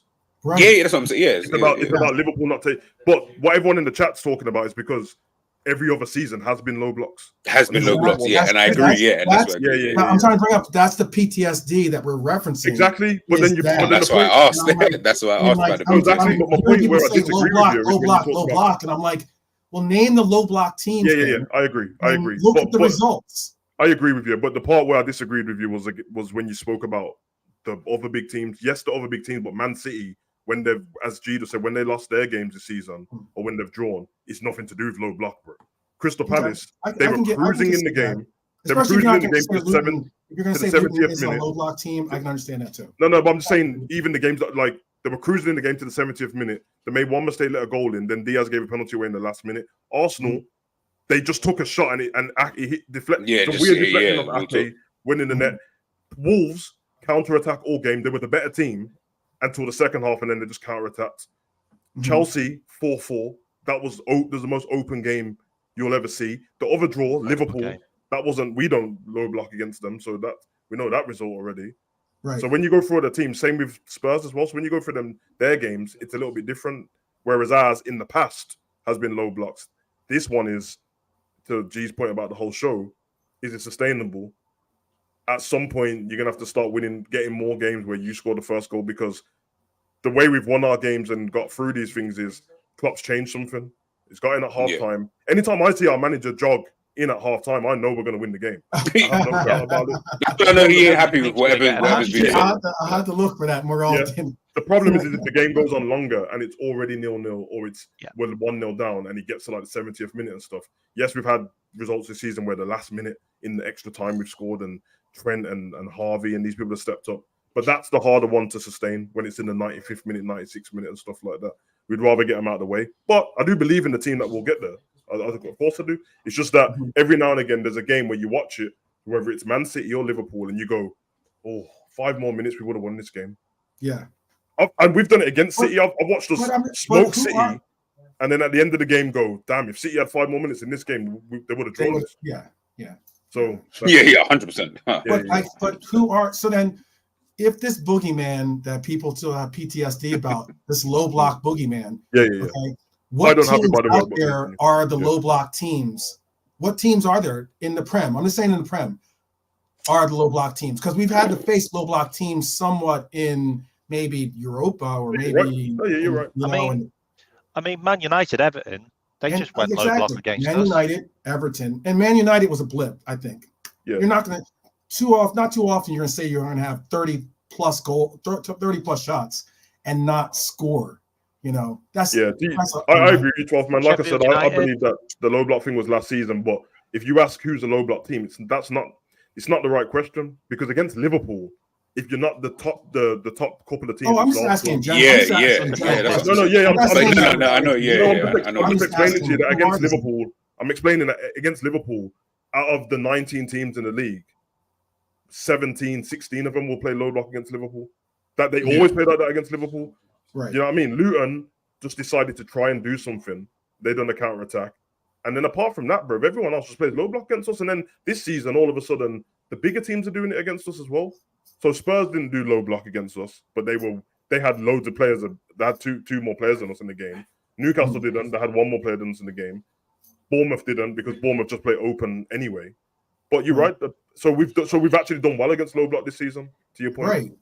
That's what. But my point is, like, it's a narrative that's out there, and it's like it's a nagging narrative out there that people continuously bring up. And I get it. Last year we had issues against these low block teams, but I mean, we've gotten results against any of the low block teams that we've had to face somewhat this year. I don't feel to beat Liverpool that you need to be a low block. I don't think beating Liverpool, you'll do that by being a low block team anyway. I feel like all you're going to do is limit the chances that Liverpool have. That's the draw, yeah. I mean, we're talking about, I feel like, right, because we've lost one game and it was Spurs, so it's the draws, bro. It's not. I mean, yeah. Well, even though I think the way to beat Liverpool would be a counter-attacking football, and even then, the way to beat Liverpool is to have a really, really clinical striker, and we'll give you a chance. That will help. You've just got to score it. And so many of them just don't score because they can't get it past Alisson. And idealistically, which won't happen, but because no one's going to tell their team try and score later on in the game than as opposed to exactly. Yeah, that's the biggest one as well. Try and get your goal up in the 80th minute. When it's 0-0, you got more of a chance of winning. If you score against Liverpool in the 3rd minute, you're probably going to lose the game still. Yeah, you're going to lose. Just before the point of why I'm bringing up that point though is that you look at our draws. Let's move past the Tottenham's loss. But our draws are City. They're not low block. obviously. Arsenal, they're not low block. Yep. Our draw against Manchester United, they were low block, but that Yep. was a blip, I think, truthfully, and that's a home game, which is weird. Brighton. But it's a rivalry. Brighton isn't a low block. No, that was a draw, and Chelsea is not a low block. Chelsea. And if you're gonna say Luton isn't a low block, Luton, where is our issues with low block teams this year then? No, but that's what I'm explaining to you, that the people in the chat. No, I'm with you. I'm not saying that to you. From the I'm not previous saying season. Yeah. I agree. I'm just saying Basically, that in general. it's back to what I said in the beginning. The way Liverpool don't win the league is by Liverpool beating themselves, bro. That's what beats us all the time. We're actually better than everyone thinks we are, bro. Because even if I tell you, like, there's games that we've ended up getting a result in, but the goals what were scored against us were all our fault, stupid mistakes, bro. Mm-hmm.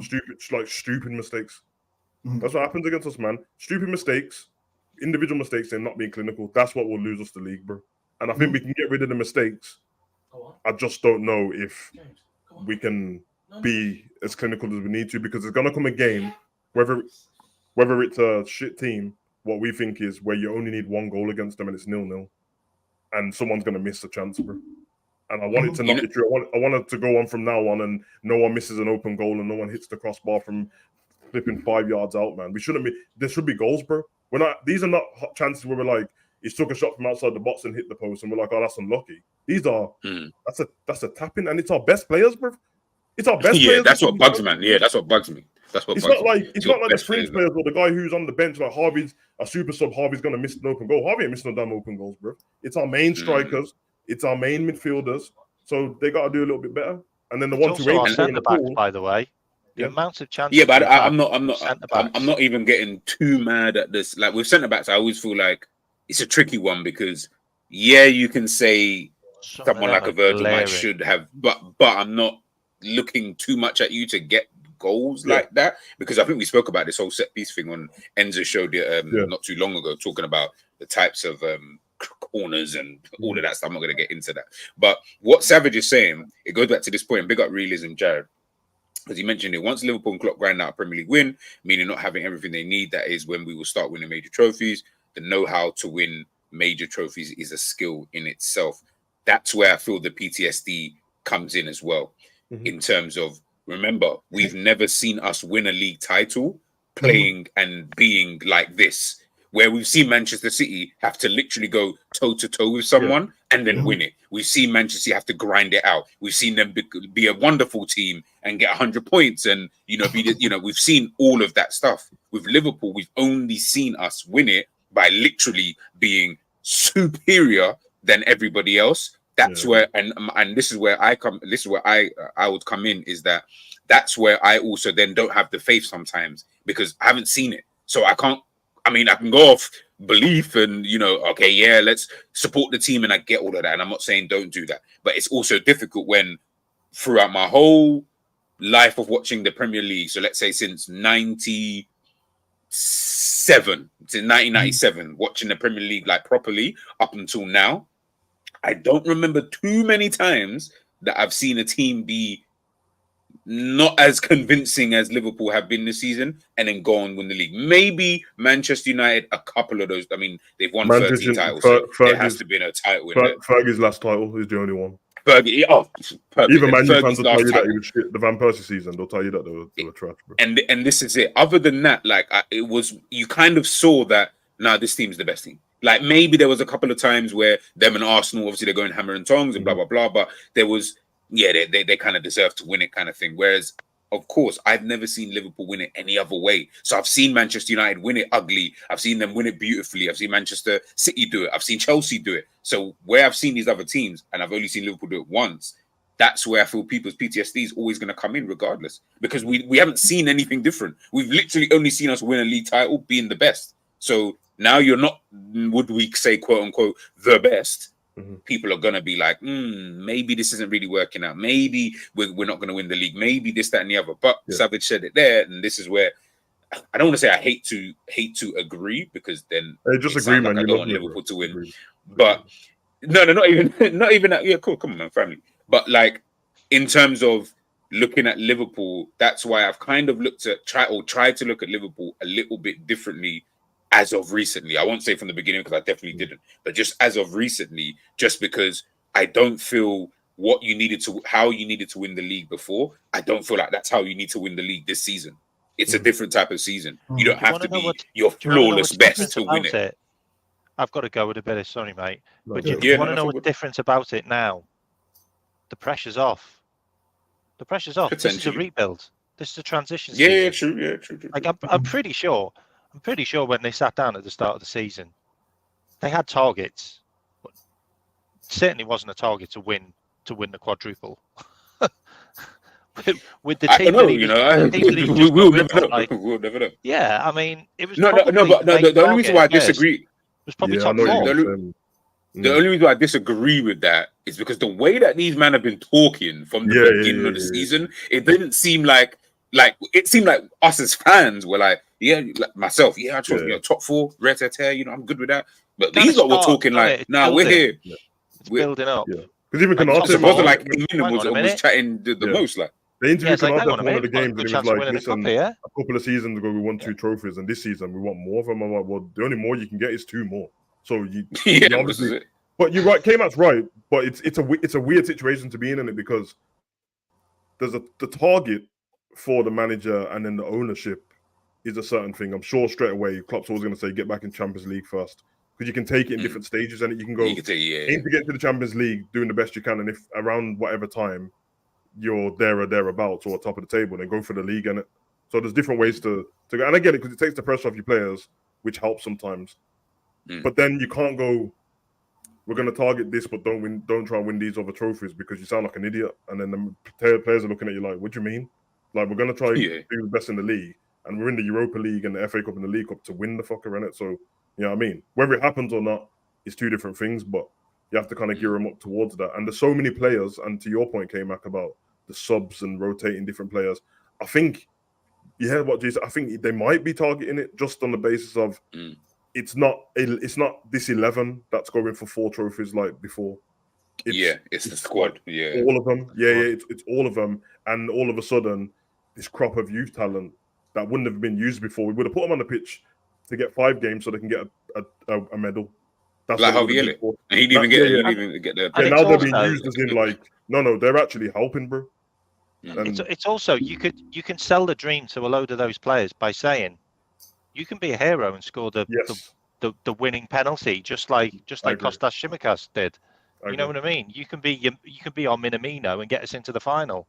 Like, you know what I mean? The squad players can be sold that dream of they can contribute and get us there, and they are. They are. I mean, that's what's happening. I mean, I don't think we will win the league, but I do think we'll be better than what I assumed we would be. But I hope we bloody well. Bloody well. I'm a guys, believer. make sure you subscribe, obviously. To and it's not trying to ask you silly questions. I'm saying, is there a point ahead where you go, I think we're going to win the league? Because I understand why on 2 points you don't. Because as I said, Man City are literally favourites with us 2 points ahead already. Are you going to be like that league season where we were like 15 points ahead and we still weren't saying we were going to win it? No. Because like when we were, like, I knew we was going to win it at that point. In fact, I kind of knew after like was it like 24 games and like 23 wins? We beat Man City, and I think on the game when we beat Man City, we won 11 points ahead of them that day, and it was and in the stadium, the fans started singing, "We're going to win the league." Before that, they were quite quiet about it. And Klopp hold on, if Liverpool win their next game, and let's say Man City don't, then we're 5 points. Then if they do it again, that's 8 points. How many points? Between points clear do we need to be? 8, and I'll say. Then I think we win it only because it's us. And as Savage said, if it was like Arsenal, bro, 8 points isn't like that's like 1 point. 8 points, you know, kind of thing. With how many games left? Because that matters as well, doesn't it? 3, 6, 9. I can be with like 3, 6, 9 left. No. If okay, cool. Between this 20th game and 30th game, if Liverpool come by that 30th game. Oh, no, that's 8 games. That's 24 points. If Liverpool get to that 30th game, and they are a minimum of 8 points ahead, I will then do the apology, because then I think Liverpool will go on to win the league. Because then it's only 24 points you're playing for. Then I can't listen. I would punch up Klopp myself if there's a swing where Manchester City somehow catch you in that moment. That's where he would have to take an L in that situation, kind of. And I think most people would even agree that's an L, bro. Like, you cannot be 8 points ahead with 8 games to go, both on the same amount of games, and you've lost the league. Looking at Arsenal, on game week. No, Arsenal need to be like 20 points before they can even figure on game week 30 last season. Arsenal had played 30 and Man City had played 29.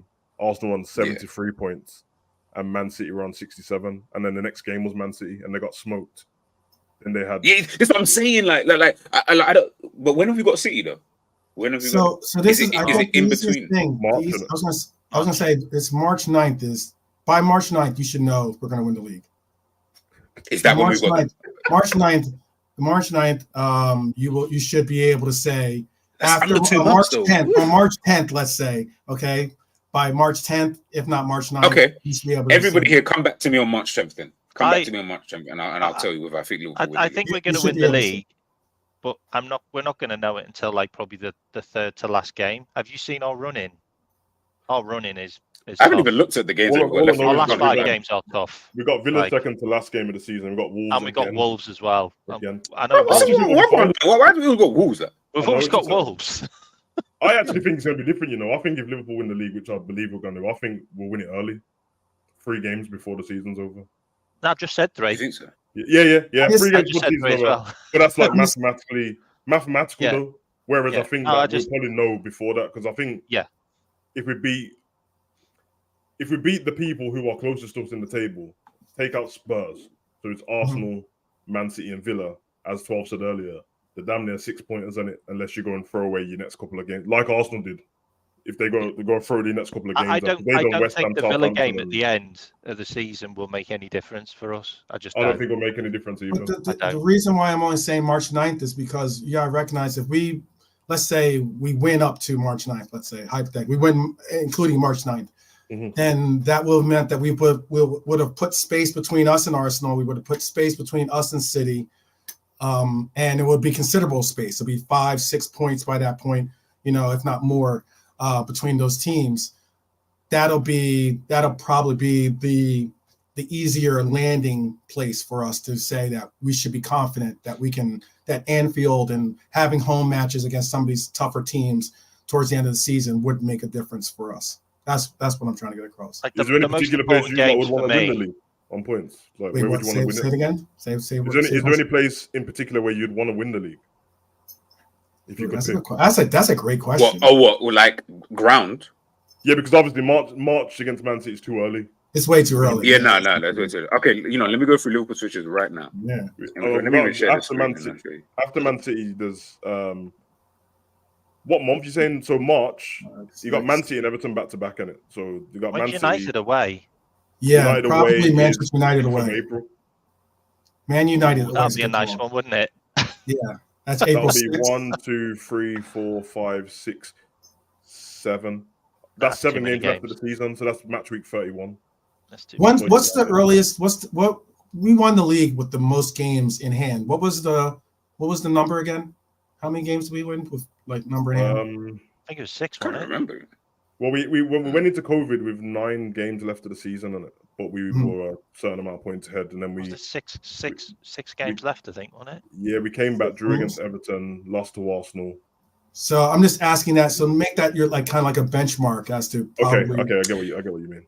I think for Liverpool fans, it would make sense if they just won the league somewhere at home. I think it would just make I don't want to win at any other ground. I think considering that when we won the league we had no fans, I think it would just be nice if we just take on based on what we just said. The earliest home game to win it is because Crystal Palace is the week after Man U, but it's still 5 games left of the season. So Spurs at home on May 4th. I wouldn't mind.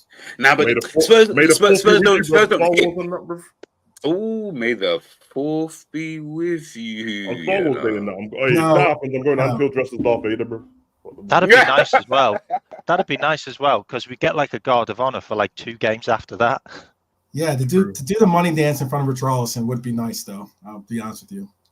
Nah, I need someone else. We could do the week before. We could do the week before, but it's away at West Ham. But Mikel Antonio's on the pitch. Take that too. That'd be funny. Take that too. Hold on. After West Ham is 1, 2, okay, only 3 games. 3 games, Can I and push I've it to got 4? K-Mac said 3 games as well.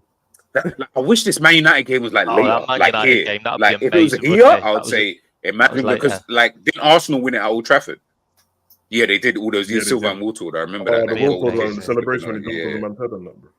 Bro, that was a good Arsenal do that. celebration, They bro. won the I, league. you know, can't lie. They won the league at Anfield as well in '89, innit? Yeah, exactly. They've seemed to have got this kind of big up Asian Reds, man. They've got this kind of thing about winning somewhere like iconic. Remember Pogba turned Superman to make sure that Man City didn't win the league though.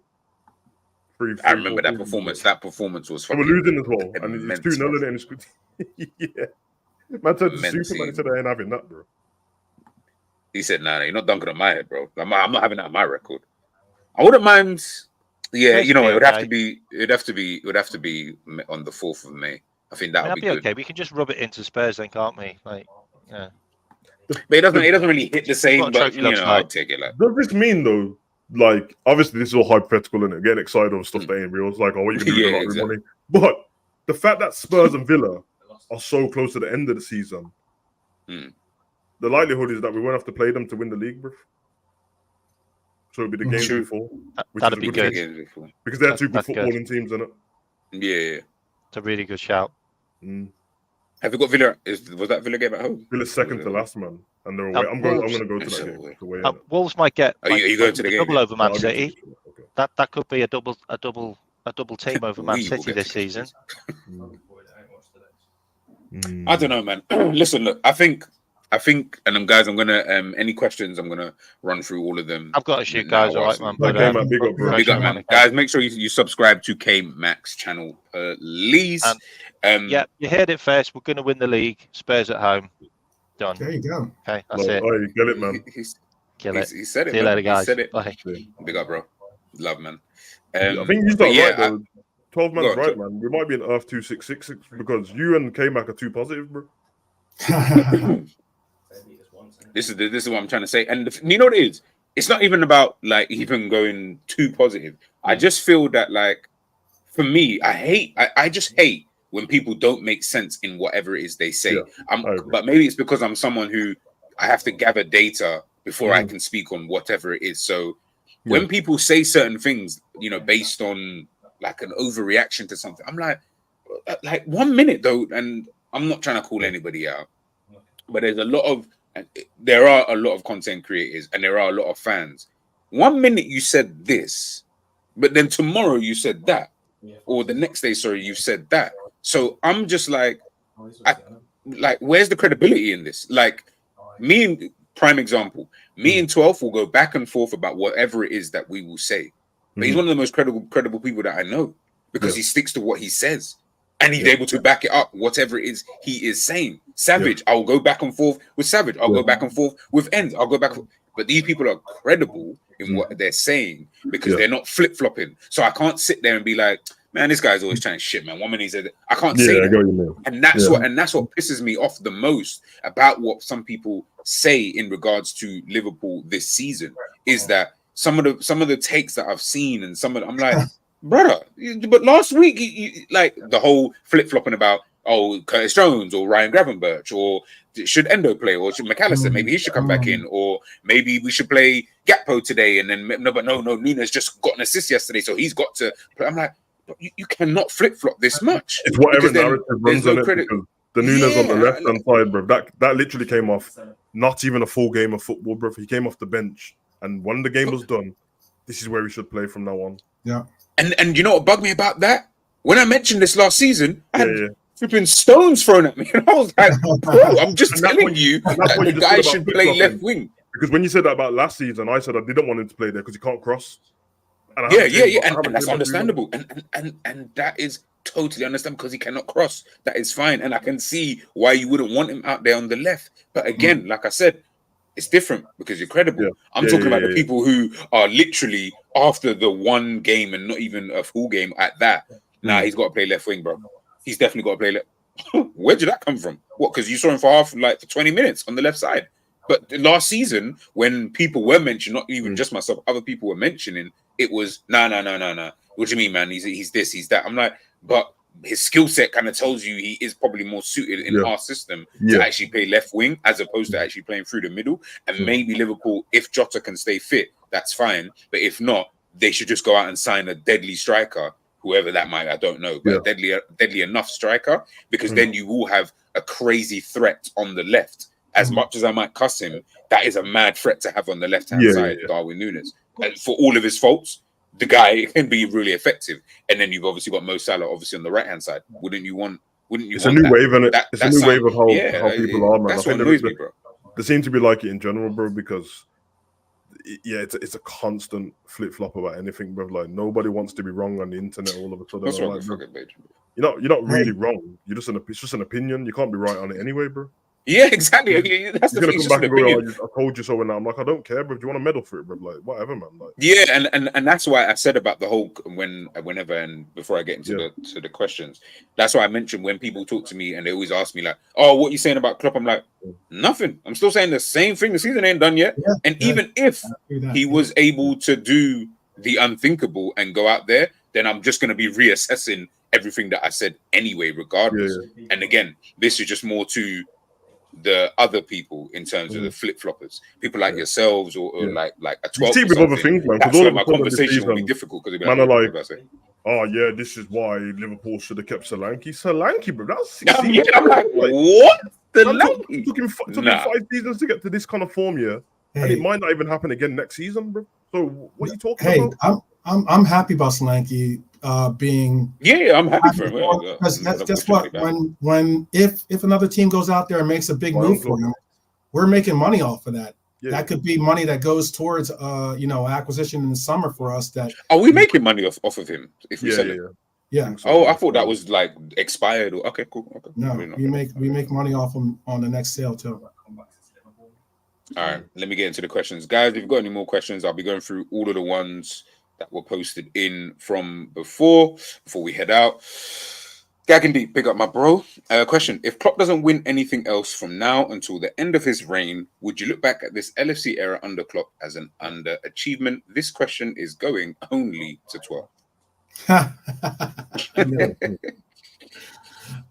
Man, if he doesn't, I think that's a very unlikely situation. But yeah, of course, if he doesn't win, it's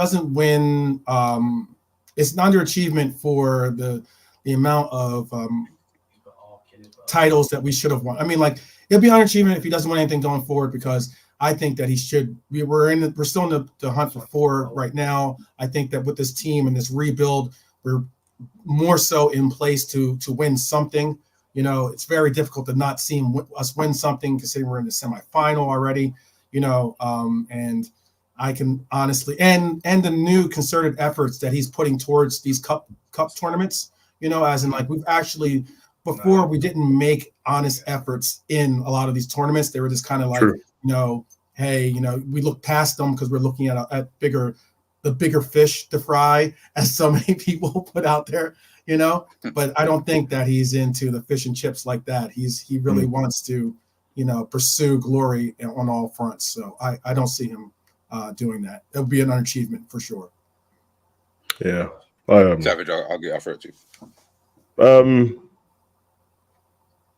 Yeah, as an overall, but it's pretty much a compliment to him because it's based on how good I think he is and should have done more. Yeah. And the fact that we're already the league titles with the 1 point stuff, I actually can take it. Not at the time, but I can take it because the points have been so high that I'm like, nah, I don't expect football to be perfect. So you did the best you could. But obviously there's 4 cup finals we've been to what we haven't won under Klopp already. So if he gets to the end of his tenure in like 2026 and we don't win anything else, he'll feel like an underachievement, but I won't look back at him like, oh, you sucked and that. How people now Arsenal fans now will try to say Arsene Wenger's underachieved because he was there for 20 years, which is double the time of Klopp. Yeah. But I still look at Arsene Wenger as a top manager. I don't look at him as whatever and stuff like that. So it's underachievement, but 2 things can be right at the same time. I think you underachieve, but I thought you've done great for my club, and that's probably how I'll look at it. I'll go with that notion for what they both said as well. We got Jerry. What is sustainable in football? We've only won the league once. You could argue that the other seasons weren't sustainable. In my opinion, we can only assess at the end of the season. So again, what is sustainable in football? Either of you can answer that. 12. I don't think anything. The word sustainable. I mean, like I know we can get to semantics of it all, but you know, when I hear the word sustainable, it's difficult to say sustainable because it all depends on the sustainability of your players. Honestly, you know, like as in, are they available? Look, you know, we've seen City the way that they respond when they have Rodri in the lineup and when they don't have Rodri in the lineup. We've seen them when they don't have KDB and when they do have KDB. For instance, I'm speaking about City at least. Yeah.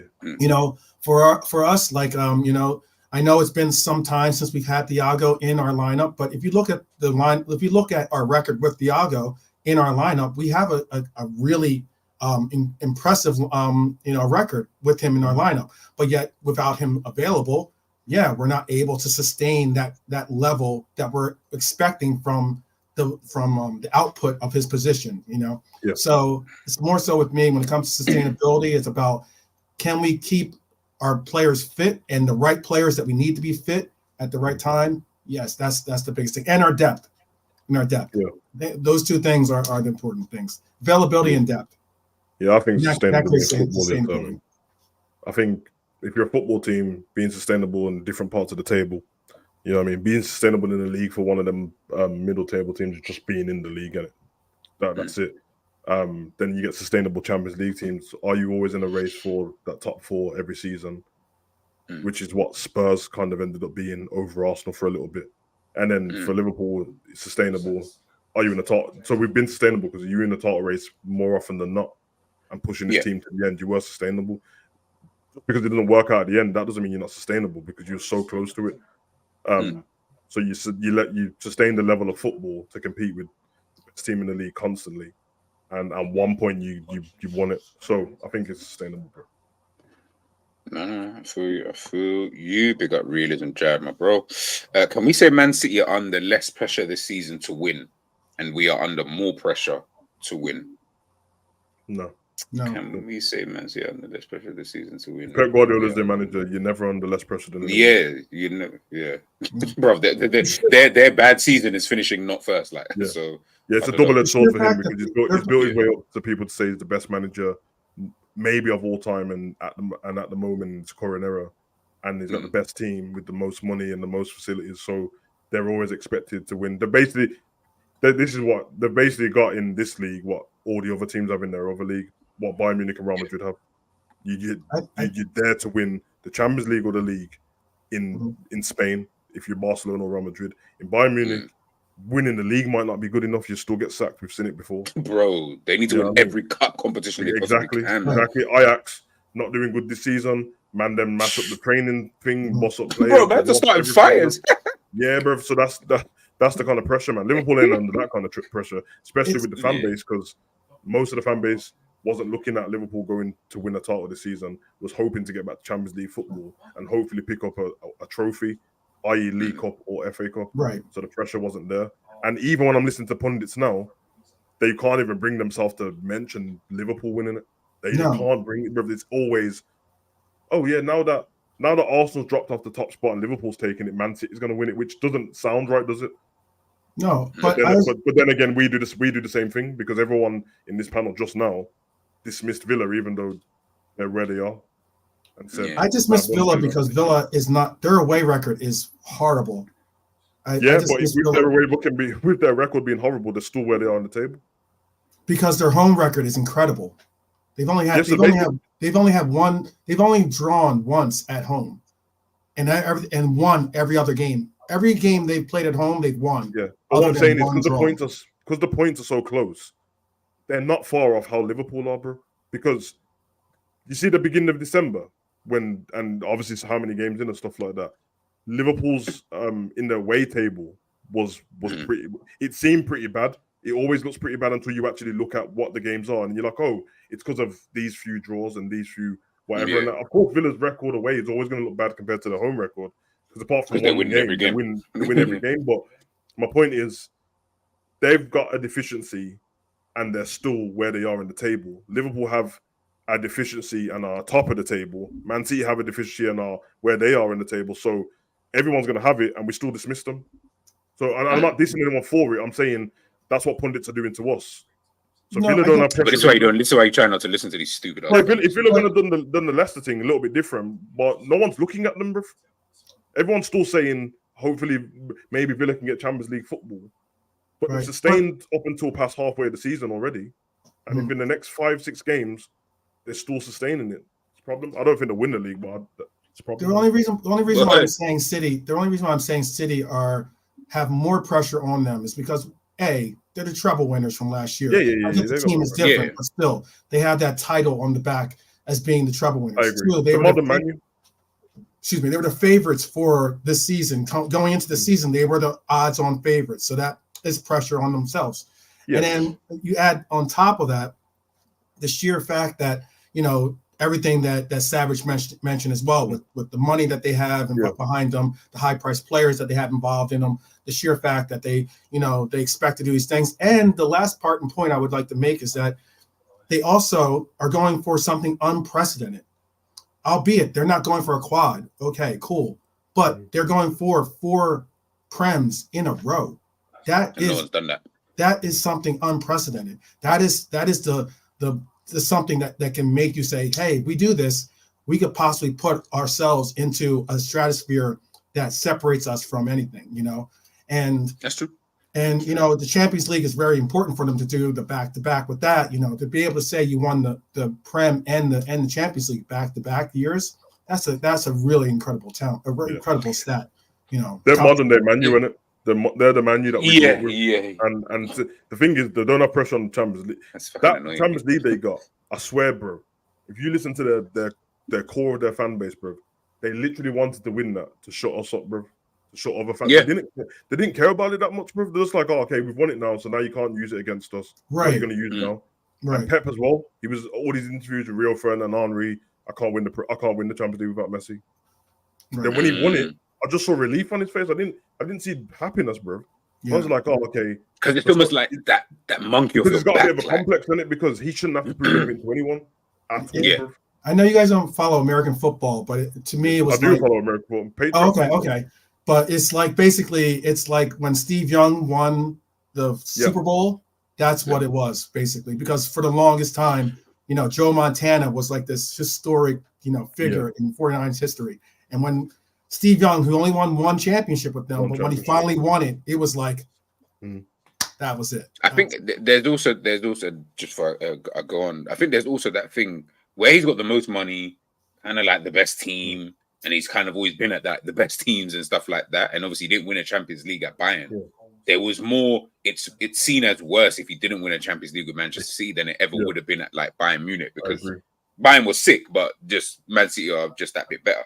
So it's like, when you look at it, he knew. Like, listen, and this is what I hate about people. They act like, managers see these things online, paper talk, and people, as you said, Rio Ferdinand's and the kind of snapping back that he's doing and the way he's answering certain questions. I'm like, bro, he knows, because he knew if he could not leave Manchester City until he won that Champions League. Like, whatever happens, even if they get found guilty of all of these charges, I won that Champions League. Yeah, that's what Operation Holland. Operation Holland happened whether Raiola died or not, bro. They said no. Yeah, real talk. Yeah, real talk. That was happening him to get over the line, because remember the season before, they were en route to win it.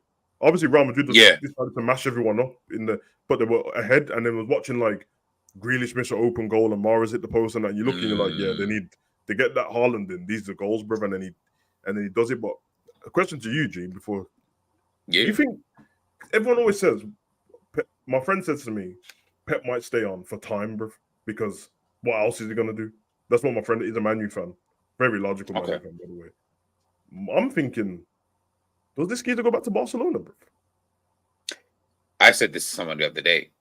Like, I'm not lied. This was like 3 months ago. I said it will be different to what he had before, where this will be. It'll be Pep's hardest test in terms of not. It's hard because not winning the league, but rebuilding them to like this great team. Yeah, he has to. Obviously, Xavi won the league, so we can't go, this was hard to do because of blah blah blah. But to restore them to Champions League to where they stats were. and blah, blah, blah, without Yeah. still got money, but not the same money because they've been doing dodgy dealings and stuff like that. And Yeah. the fact that the pool of talent out there isn't as big as before, unless he goes and drags all the Man City players with him. Interesting, man. Thought about But even still, like really and truly, you're saying who's he realistically going to be able to drag? Exactly. Like Foden would cost you an arm and a leg. Like outside of him, there's not like top quality who are young enough for him by the time he leaves. For like De Bruyne, he ain't going to be dragging there. What He ain't happened to dragging. Mourinho just, bro? We got sacked off, bro. Man took him to back-to-back two European finals and that. 4 points off top fourth in the league. Don't get there. Listen, you see that whole Mourinho thing and people's revisionism is serious in football because the way that people were speaking about Jose Mourinho, you would think that he was just some bum that's just been doing nothing for the last 20 years. And I'm like, do you even know who you're talking about? Like, you're talking about one of the best managers you've ever seen in this last like 20 to ever live, and you're talking about him as if he didn't just win Roma a trophy, that they haven't won a trophy in God knows how many years. The fans didn't want him to go. Bro, like, no, they didn't. Well, then, yeah, they didn't want him to go. I saw them outside the stadium and that, man. They were. So who? Oh, it was a. I didn't read into it. But the Ross is their manager now, isn't it? I see that, and I said, yeah. You see, this is what's going to happen now. He's either going to tarnish his own legacy within football by doing shit. Yeah, but Totti wouldn't, because Totti's not dumb. He understands, like he knows. Listen, I can't just unless Totti was doing what like Xabi Alonso's doing, which is he's gone to different places and you know he's managed. He managed Real Sociedad, like the youth teams and stuff. Like he's been able to do that, and then you get to a Bayern Leverkusen where you can really. This is my first team of actually doing something. Totti would be dumb to be like, yeah, let me jump in. What the greatest, like their greatest ever player? Like it's not gonna, not gonna work that way, man. If Pep's gonna make a move, I think the most natural move for him to do would be to take on the national team or something like that. You know, I don't know if he would really do that though. Yeah, I thought about that like before. there's been like we shouts for think he would Mourinho do to that, come like. to England. I know there's been shouts for him to come for the England squad. But I mean, I feel like he'd more likely take England. I think that Spain. England more than Spain. I mean, it's Catalonian, and it's so. Imagine if Pep was the English manager. Pep being the English manager, there would be expectations to go out the roof. Well, half of the players are players anyway, bro. So he knows them. But as I say, like, you know what I mean? Like, it's not with Spain, like obviously the history with the Catalonia and but they don't really rock with Spain like that. Yeah, because they don't see themselves as Spanish in it. So it's Scout's not English. Exactly. Big up, Ravi. Question: when will we sort out our defense crisis? I think Klopp sticks with slotting Gomez in 3 positions and Kwanzaa at the back. What I will say to this question, the defense isn't where I'm even concerned about Liverpool this season. Like that, if I had to pick a concern, it definitely wouldn't be Liverpool's defense. I don't feel like the defense seems to me like to be the only. Yes, we're getting injuries, but when we are fit, it feels like it's the only stable like area of the team where I'm like, I kind of know who he's going to always play, and they all seem to be in some decent kind of form, kind of thing. As opposed to the attack, you're almost like, yeah, they've scored bare goals, but Jesus Christ, as Savage said, like we've got our best players out here missing chances, and 1 minute for 3 weeks, Nunes is doing dead, but then the next 4 weeks, Nunes is on fire. Gakpo, I mean, Casper ain't got nothing on him sometimes. Diaz, we don't know if he's still head is still gone. Like Salah, like I feel like defense isn't the area that I'd be. And I think Christ is strong anyway because Christ might not be the right kind of injuries and that, like to Robert and Simicast, that only happens on FIFA, bro. It doesn't happen in real life normally. But man's shoulder and collarbone, bro. What? That's crazy. Next question, y'all. A big up, honestly. Question: are we under the same pressure as City to win? They are the best team in the Prem. I think we kind of answered that anyway. Yeah, we'll never have as much pressure. City. I do. By the way, have a better. Maybe you should go to Newcastle. He could teach them how to cheat. That's hard. Big up, Jay Kismet. Allegedly. Are any of you lot actually good at Just football? Just joking. And which positions did you play? I really wish you watched the show that who was it? Was it on Enzo's show? Yeah, it's Enzo's show, bro. Yeah, that we did, and we spoke about. Oh my days! I wish Enz was even here. Big up Enz if you're watching. At home. I mean, the funny thing about that show is every time Enz said something, Jerry was like, "So you're the best at everything," and then but then by the time we got to the end, Jerry's player came out the best. Yeah, for real. Yeah, his case player was actually the best player. Like, so oh, who's the best at jumping? Ends. Who's the fastest? Ends. Who's the best at shooting? Ends. And then he got to the end, and then Jerry's player came out the best anyway. I was like, what the fuck, bro? This doesn't even make sense. I played like a ranger position, man. I played at the back, played on the wing, played up front. I'd say my favorite position, though. Actually, you know what's mad? As much as I used to play on the wing, my favorite position was actually playing at centre back. It was kind of fun. But the wing was where I played the most, to be honest. And I would say, I'd say I'm good at football. Yeah, I back myself 100%. Yeah, I was good at football. Yeah. I was good enough to get a scholarship. So D1, so that was good. Yeah. But I was a goalkeeper. But when I was younger, I played halfback. Oh, okay, cool. I was trying to figure out. Yeah. Midfield. I'm sorry. Yeah, we call it halfbacks here. No. As soon as you said it, I was like, I don't want to overgas it for now because I don't play anymore. But I don't play either. I was great at football, bro. It's great. I was great. I was legend. It's better, man. He said great, not good. Yeah, I was great. He was good at football, but fair enough. So, but position in the academies and that was striker and then attacking mid. Then they tried to move me in the middle because I was getting taller than everyone at the point, and then obviously you get taller to stop growing. And then when I finished playing as an adult, I was at left back. Filled in for one day, bruv. And man, that never left. Yeah, but the thing is, I filled in from striker. I hate those kind of things because I'm like, I just want to score goals, bro. And at the time is when I first got my groin injury. I couldn't do the overlapping thing. So I can't walk get to the halfway line now and stops most of the time. That's what I was trying to do because I'm like, if I just defend, I'm cold, bruv. If I bomb on and you don't give me the ball, me trying to get back every time is too much, bruv. And that was the last position, but I was really good, bro. I like tackling, innit, bro? I'm pretty strong on the pitch, bro. So and you know what I mean? And now my son likes tackling as well, bro. I think we just like hurting people still. What is your son left or right footed? You right footed, innit? Yeah, he's right footed. Yeah. But family trait, man. Just like mashing people up, bro. That's any sport where we can hurt people, bro. That's what we're on still. With so many opinions flying around, nobody. That's the. Sorry, you know what? Klopp will inevitably be right because he's the one who makes the choices of whatever it is. So he's the only one who could be right or wrong in any situation. To be honest, can't be right. You can't be right on an opinion in it. That's why a man tried to have an opinion on a calling show, telling me I don't see this as an assist. Well, the Premier League has rules, bro. So I ain't trying to. Man tried to argue with me about, I don't see Nunes as assist as an assist. I'm like, bruv, literally the pass before the goal, it was an assist, bruv. I don't care if it's not the same from back to the day. Because then you're just going to try to take off all that. There's been times that De Bruyne just passed the ball 2 yards, and got an assist. Yeah. It's not all of it. But there's been times, bruv, Cesc Fabregas. Exactly. Bro, I've seen him do like the tiniest of pass, the deftest of touches, but obviously it's an assist. I'm not knocking him because I think he's a sick player, but our best players or our favorite players will do stuff like this. And the reason why I always argue that point is because people don't do that with goals, bro. If you score a tap in, man's like, it's definitely a goal. I'm like, well, how come people don't go, nah, we're not going to give him that goal because all he had to do is tap it in?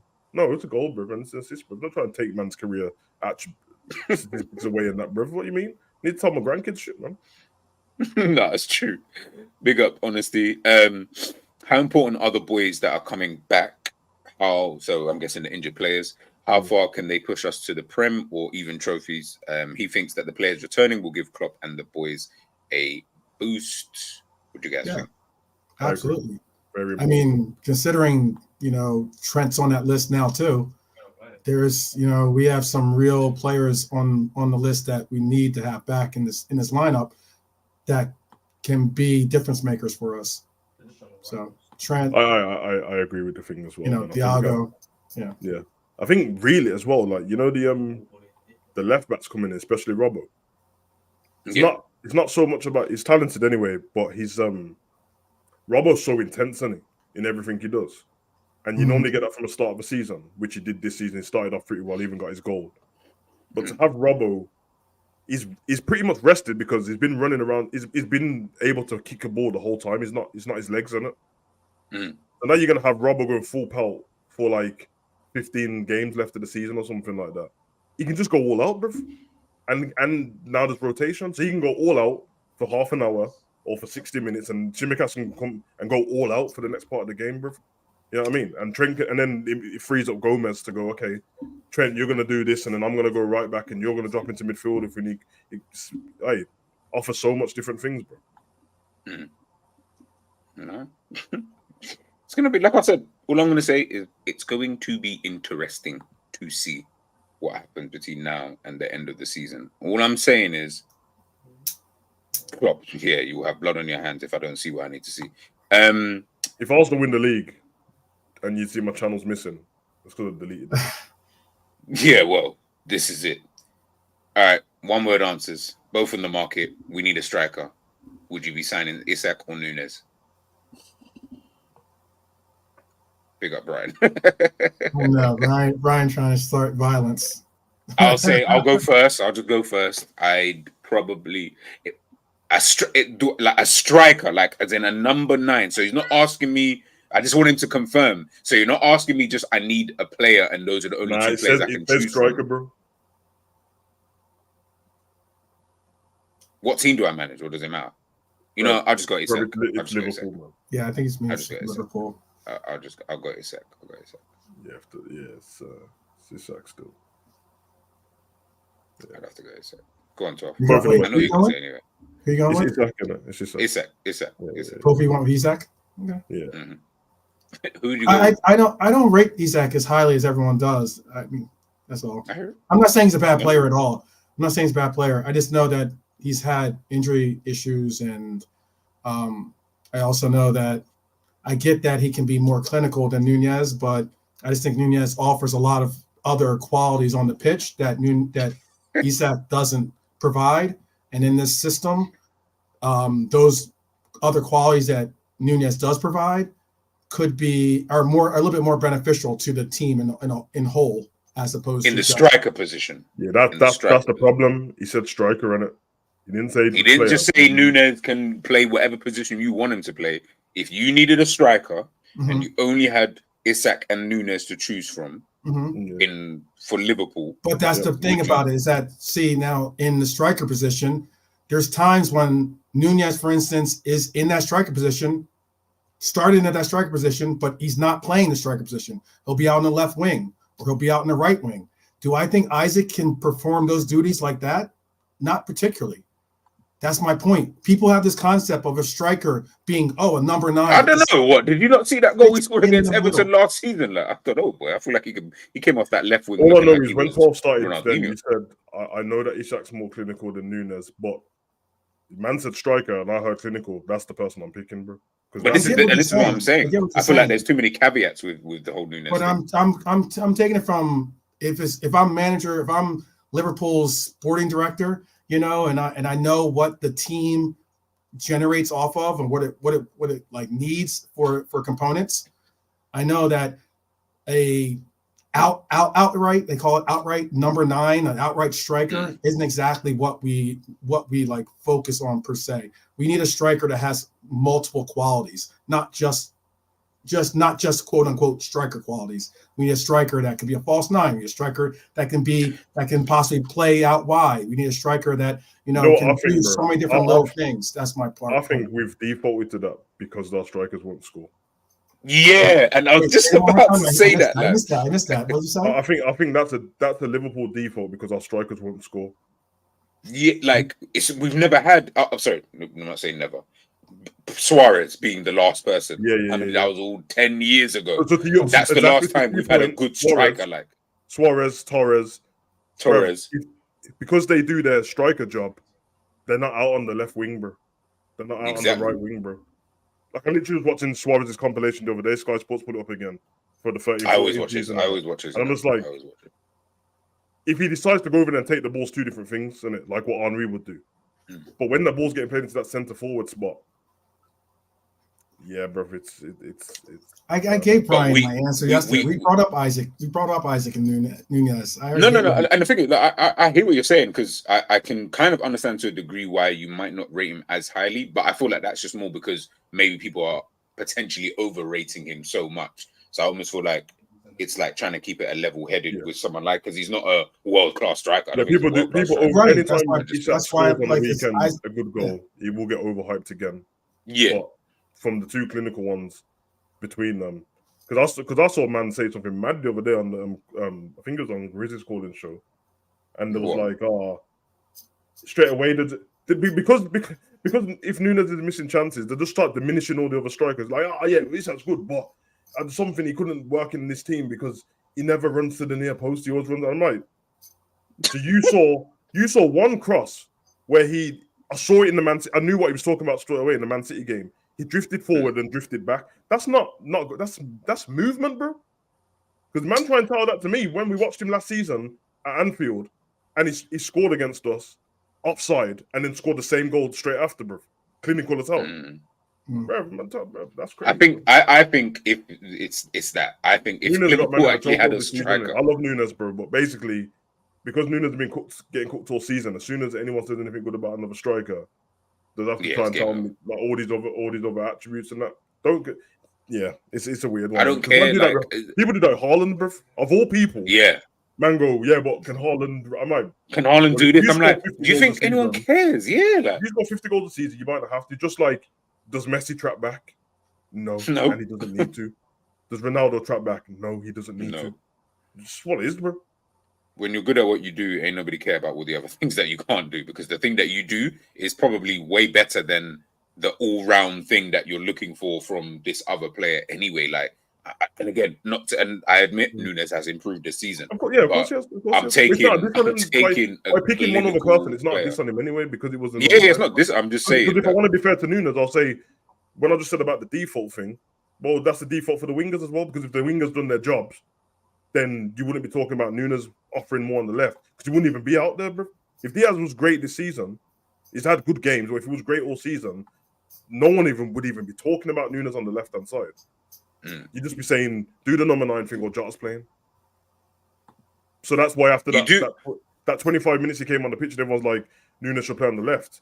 Man wouldn't have said that the season before when Diaz was cooking at the beginning. It's because Diaz was not playing. Exactly. Big up, honestly, he is more clinical, but he don't track back. He don't press how we do. And in bare games, he's just dead after the 60 minutes. Guess what? With the chances that Liverpool create in games, that 60 minutes, I'm probably be good with. He probably have about 2-3 goals in that time anyway, with the amount of chances that we create in games for someone to just score some of these goals. So I don't think it would mean. This is crazy still, because I made a footnote earlier for a video I'm going to do. So this is good, man. The pushback on that is that, and this is going off the top of my head, I think it's 14 goals, all comps, 14 goals for Isak, right? 0 assists. He has wingers. He has people that should be scoring. He has Gordon and other players that should and could score in for opportunities. But for Nunez, I think it's 8 goals, 8 assists, right? 10 assists. 8 goals, 10 assists. So you're looking at someone has a GA of 18 and someone has a GA of 14. But yeah, their goals are certainly more. But this also would go towards, again, my statement that I do want to see Darwin Nunez on penalty kicks, to be honest with you. But his penalties I think huh? Yeah, I don't really. I've seen the penalty taken for Liverpool. Bro. I don't really trust them. Yeah. Nunez's penalties are trash, bro. He's 100% from 100%. Have you seen how he takes them though? Okay, these are agonizing, bro. Like, let's put McAllister on. I think what you mentioned there about this, but I don't want to spend too much longer on this because I don't want to seem like I'm constantly getting onto Nunes. The problem that we've got with today's football and strikers, you couldn't tell me in the season that Torres first came to Liverpool how many assists he had. But you could probably guess or be very close to the amount of goals that he actually scored. Why? Because nobody was looking at the assists that he was getting, because he had other players to do that. And that's the same as you mentioned with Isak, is that I look at that 14 goals that he's got and I'm like, fucking hell, he's got 14 goals already. Like, as a striker, fantastic. I don't even care that he got 0 assists, because he's, and I'm not saying it's guaranteed, but he's likely going to pass that 20 goal mark kind of thing. Yeah. Whereas Nunes, at the moment, doesn't look likely to pass that 20 goal mark. So now we're going to have to use GA, with that now. I love Nunes. Yeah, no, I'm not dissing the contribution. I have to say this though, because because I'm a football fan, innit? And I don't, even though I'm a Liverpool fan, I don't like being biased about certain things. It normally, you see this 8, you see the 10 goal, the 10 assists and the 8 goals in that. There's a reason that like 8 goals, 10 assists, but yeah. 8 goals, yeah. There's a reason that like 2-3 weeks ago, man weren't talking about it, bro. Because they didn't just these goals and assists didn't just come out of nowhere. They've been there, innit? People started talking about it because they wanted because everyone wanted to start talking about taking him out the number 9 role, and then he's like, "Well, this is what he offers the team." But so why can? So can I ask you this question though, real quick? Yeah.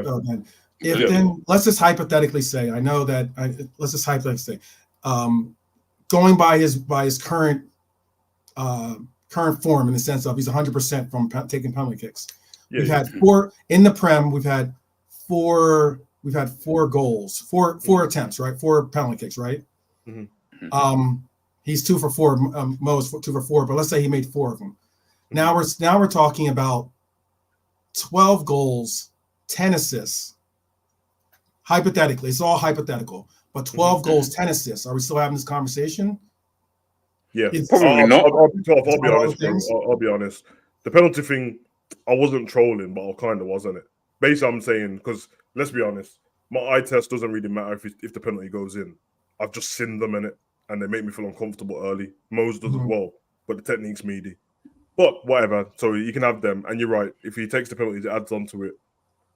Most, not the people who troll, by the way, the people like me in it, who like Nunes, bro. But I just tell the truth. The problem isn't there's no contribution to the team. The problem is I've seen the misses. I saw them like all of you lot did, and everyone else sounds like they're pretending that they didn't see them, bro. And in my head, I'm like, was it a chance that he ran through everyone and made it on his own, and then he missed, so no one else could do it? Well, there was one time he did that, and he sat the goalkeeper down and hit the post. But most of the other ones, I'm like, so if another number 9 could be in this spot because it's not like this outstanding world-class movement where no one can do it. And I'm just like, they would score that because it's a tap-in, bro. That's the problem. Remember, I'm the guy who has a problem with Salah as well, bro. So you know I'm not being biased, bro. And Salah's the top goal scorer in the team, top goal scorer in the league. But I can't But real quick, but that's also a reason why I brought that up was because, for instance, the year that Salah and Mane won the Golden Boot jointly, right? I think Son was in there too, right? Yeah. But the year that for us, Salah and Mane both won the Golden Boot jointly. Yeah. Salah had PKs involved in that. Of course, and Mane didn't. Yeah. And Mane didn't. But yet it wasn't like that was a trip that was accounted to say, oh, well, Mane is the better goal scorer for us. It was seen as, hey, they had the same tally. So it's like similar. They had the same output, Not many people broke it down and said, oh, Salah doesn't deserve to be on that list because he had penalty kicks. That's one. I think it's just one of those things that for me, it's always... it was a different season. I thought it was Son. Different season with Son that he was in there. But that season you're talking about, that was Mane, the African, so to speak. Yeah. But yeah, it was. I think it's just one of those things. It's going to divide opinion regardless, and you are kind of right where it does depend potentially on the type of team that you kind of have. Like maybe a Nunes would fit better. Well, clearly he does, but he fits into what Liverpool need and whatever. But then again, what Savage is saying, some of the misses, we're not talking like this guy had done the movement of life and you're just like, I can't make them kind of movements, like kind of thing. These chances that you're missing are so bad at times that you're almost like, bro, we create so many chances. You do just sometimes sit there and think, imagine if you just had a striker who could just, all they did was put the ball in the back of the net. No, I get that. So I think we would do what City do, which is you ended up just gearing your game towards, obviously their chance creation was a lot anyway, but they had no one to finish it. Or sorry, they didn't have a player who is going to dominate in the finishing department because they've obviously had Mahrez and other players who score goals, but not to the extent that Haaland can do it. I just think Liverpool would do the exact same. If they had a player of that kind of qualities, you just end up doing that. So yes, his assist numbers might not be a Nunes type, but those games, those Luton games that you're getting draws in, like those kind of little things, those are not happening anymore. And then we could potentially be, I say further up the league. Let's just say first A star. More points like, ahead. you just end up being more points ahead. Yeah. So Yeah. that's why I feel also, like it different. also, But I hear what you're saying about this. I think I'm not. So wait, I know you said that you played striker, right? Did you say you played striker? Yeah. Both of you play striker? Yeah. Well, Yeah, I played striker before. okay, so like, You think I could ever miss the chance that Nunes missed? It's a Bro, I would basketball get grilled reference. every I know day. it's a basketball reference, but I know that when you're playing basketball, we'll say make a shot first. Just make a shot, and then all the other shots will be that much easier for you to make. You got to get that one hurdle of you in your brain, in your mind of making that shot.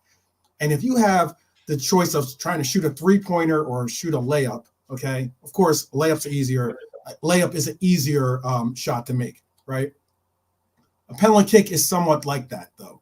And why I'm bringing up these analogies is because if we could get him some type of just that monkey off the back, as you referenced earlier about the other coaches and everything, like if we could get that monkey off his back, because there was one game I remember that he ended up like looking into the crowd and he kind of like mouthed it to someone, I guess, that he might have been his missus or someone that he cares about. He's kind of just like said that I just can't score for some reason. These are on. It's not like he's missing the target lately. Okay, he's just having goalkeepers have incredible luck, or if not incredible performances against him currently. Okay, I can get earlier in the season when he was like, chiming shots over the bar or wide. That's one thing. But as of late, he's been hitting target. He's just been getting incredible saves put upon him. Yeah, that's true. But it's hard to split the season up, and because it's one season. So you are right. Yeah. It's definitely goalkeepers making more saves now, but it's not. But that's the thing, Savage. The problem with that is that we're not talking like this. Just like obviously after last season, but we saw him last season, and we all kind of said similar things in terms of the guy's got really good movement. He's fast. He causes chaos, but he's gonna miss these stupid opportunities. Fast forward to this season, the guy causes chaos. He's really fast. He's gonna cause chaos, and he's still missing these stupid little things. He has improved in other areas, 100%. Hold up play, build up play, link up play at times. But those key things that we're just talking about, that we were all moaning about last season, he's still doing it. So I'm just sitting there thinking, like, this is why you're always going to have people. And I agree. Maybe we should do like what Arsenal did with Havertz, which is we know that there's this thing kind of going on with you and goals and whatever. Maybe we help you in that kind of regards. But then I also don't really like stuff like that because I'm just kind of like, nah. Yeah, like, that, bro. Don't really do that. Like you have to earn your goal in and earn that kind of whatever it is. I don't really Havertz about that, by the way. That's what I'm saying. They're trying to because it is charity work. Like Bruno did it with Rashford as well. He's had chances. The thing is, remember, Havertz has been getting chances like Nunes, Yeah, like Bruno did the same thing. He's like, we gave Rashford Right. the penalty because of his I'm like, bro, while Rasmus is in your team with the same problem, bro. Nah, just take the penalty, bro. But so you notice you just said what you said. Yeah, to give him confidence, give him the penalty, penalty shot. But also, not only that, why I'm making the point about the penalty kicks is because, like, it's something that is not only going to give him confidence, and it could have the reverse effect, of course, it could have the reverse effect of if he ends up missing, sure, it could put him in the dumps. Exactly. Jesus Christ. Yeah. I get that. And if he misses, the fan base switch, bro. What's that? Bro.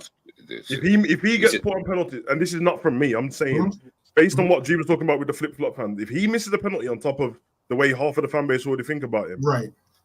That's the change, bro. I get it. He has stepped up in Europa and taken a penalty kick for us, and that was that was a big thing. Hey, I was corrected, but Newcastle was the game where I thought he was going to take a penalty kick for us, and Salah ended up missing it because he grabbed the ball wanting to take the penalty kick. At least I thought, looking like he wanted to take the penalty kick, and Salah could have been a bigger guy and said, "Hey, you know what? Why don't you take this one?"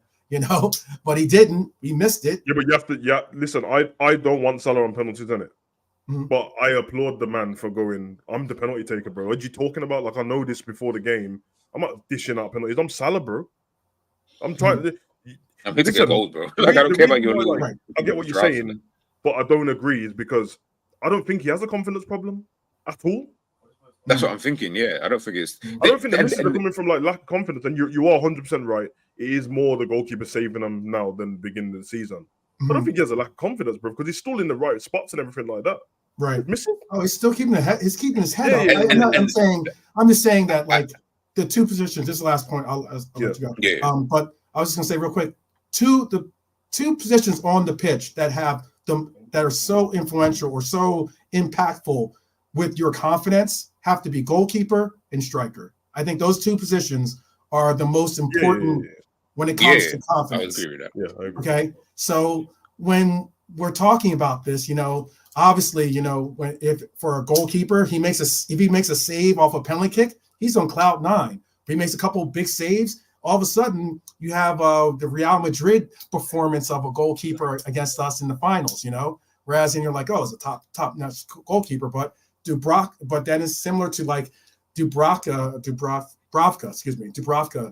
performance against us in Newcastle. I was like, you got to go. Where's this coming from? He's just making save after save, but it's one of those things where, for me, if you get him any way to get this young man confidence to know that, hey, it's going to happen for you, that's the thing. The fact that he's held his head up despite the Twitterverse and all the other stuff, all the noise from the outside, which he's like shut out, which has helped him immensely.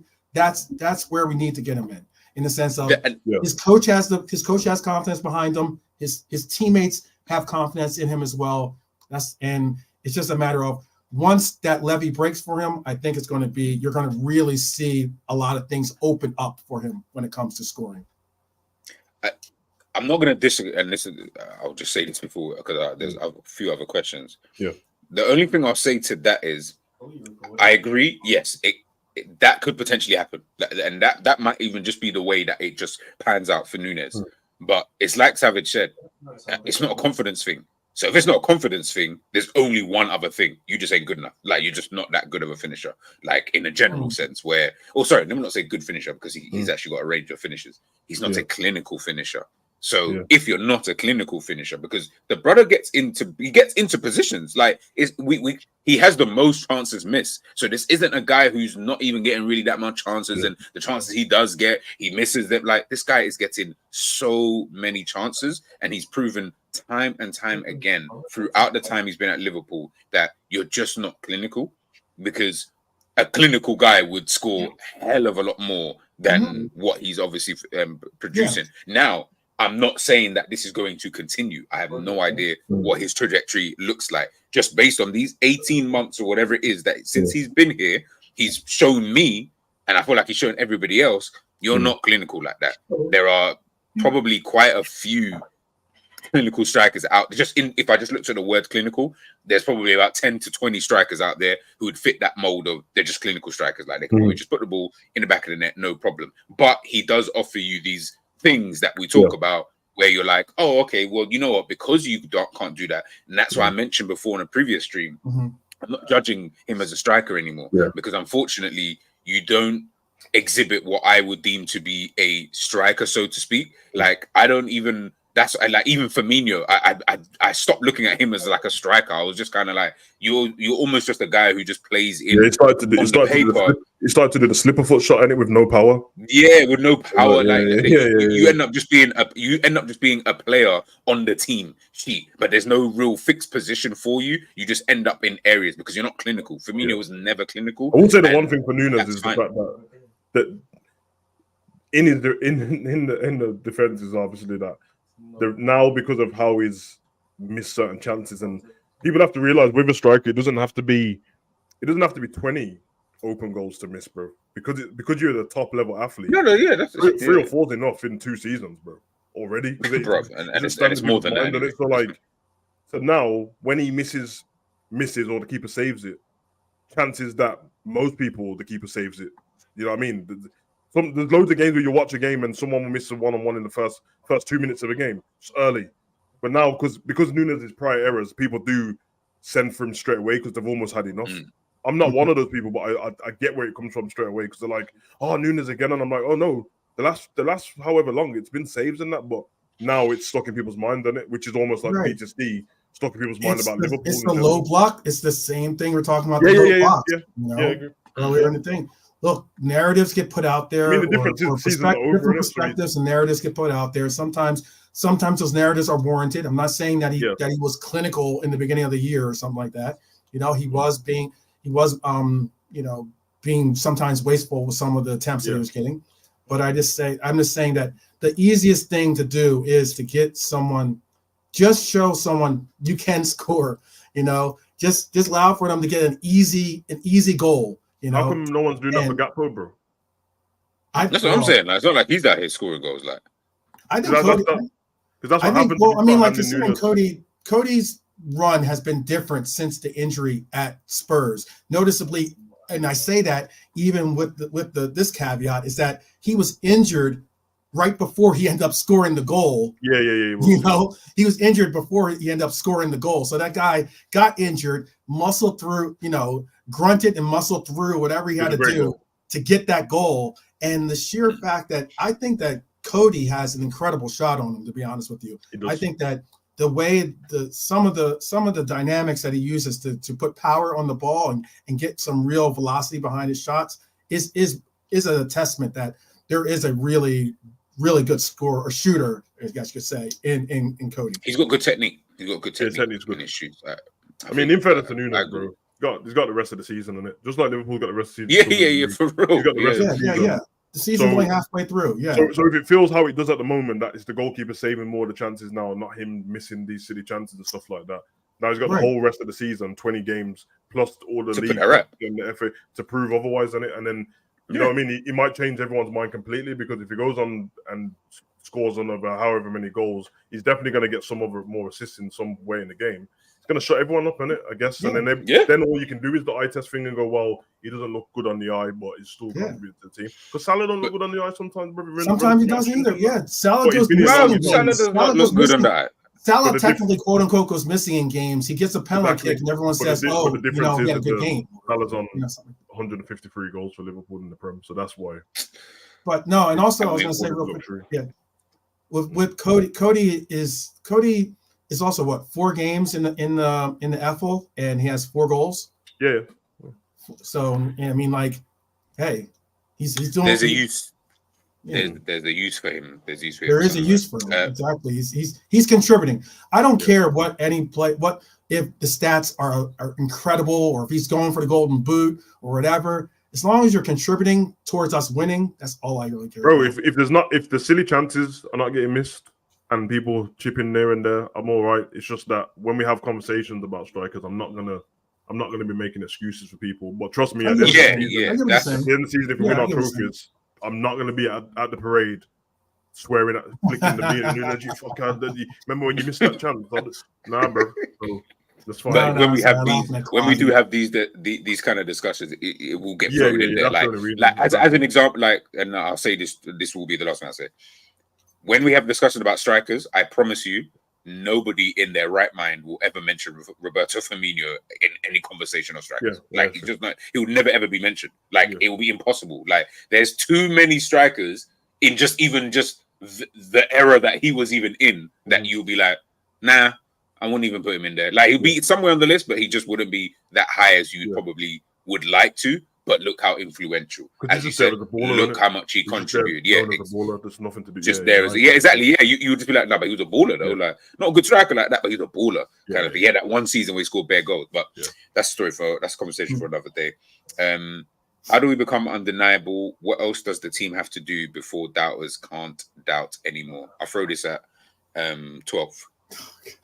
I always throw no. These are the questions that you need to answer. Questions go always to me. Because the next question is for Savage. Okay, how do we become undeniable? What else does the team have to do before doubters can't doubt anymore? Look, we know you're a big doubter. Do what we did. Do what I said. Do what Savage has said too as well. But do what I said in the beginning of the year when I invented that hashtag. Win the Europa Quad. That And maybe by then, Don't call it that. maybe- All I'm gonna say is don't call it. I don't want to hear Europa quad because it just sounds like if we say it, we're just gonna get trolled for saying, "Oh, we won the Europa quad." Just say we won the quad. I've already said they'll that. know what it is. Not many They'll people don't even want to say quad. So I mean, like, I get you. I mean, I don't want to say quad either. Like, I'll be like, "Now we won 4 trophies." I'm not gonna say we won a quad, but we won 4 trophies. I think if anything, I don't want to say quad. The only thing you can do is wait till the season finishes.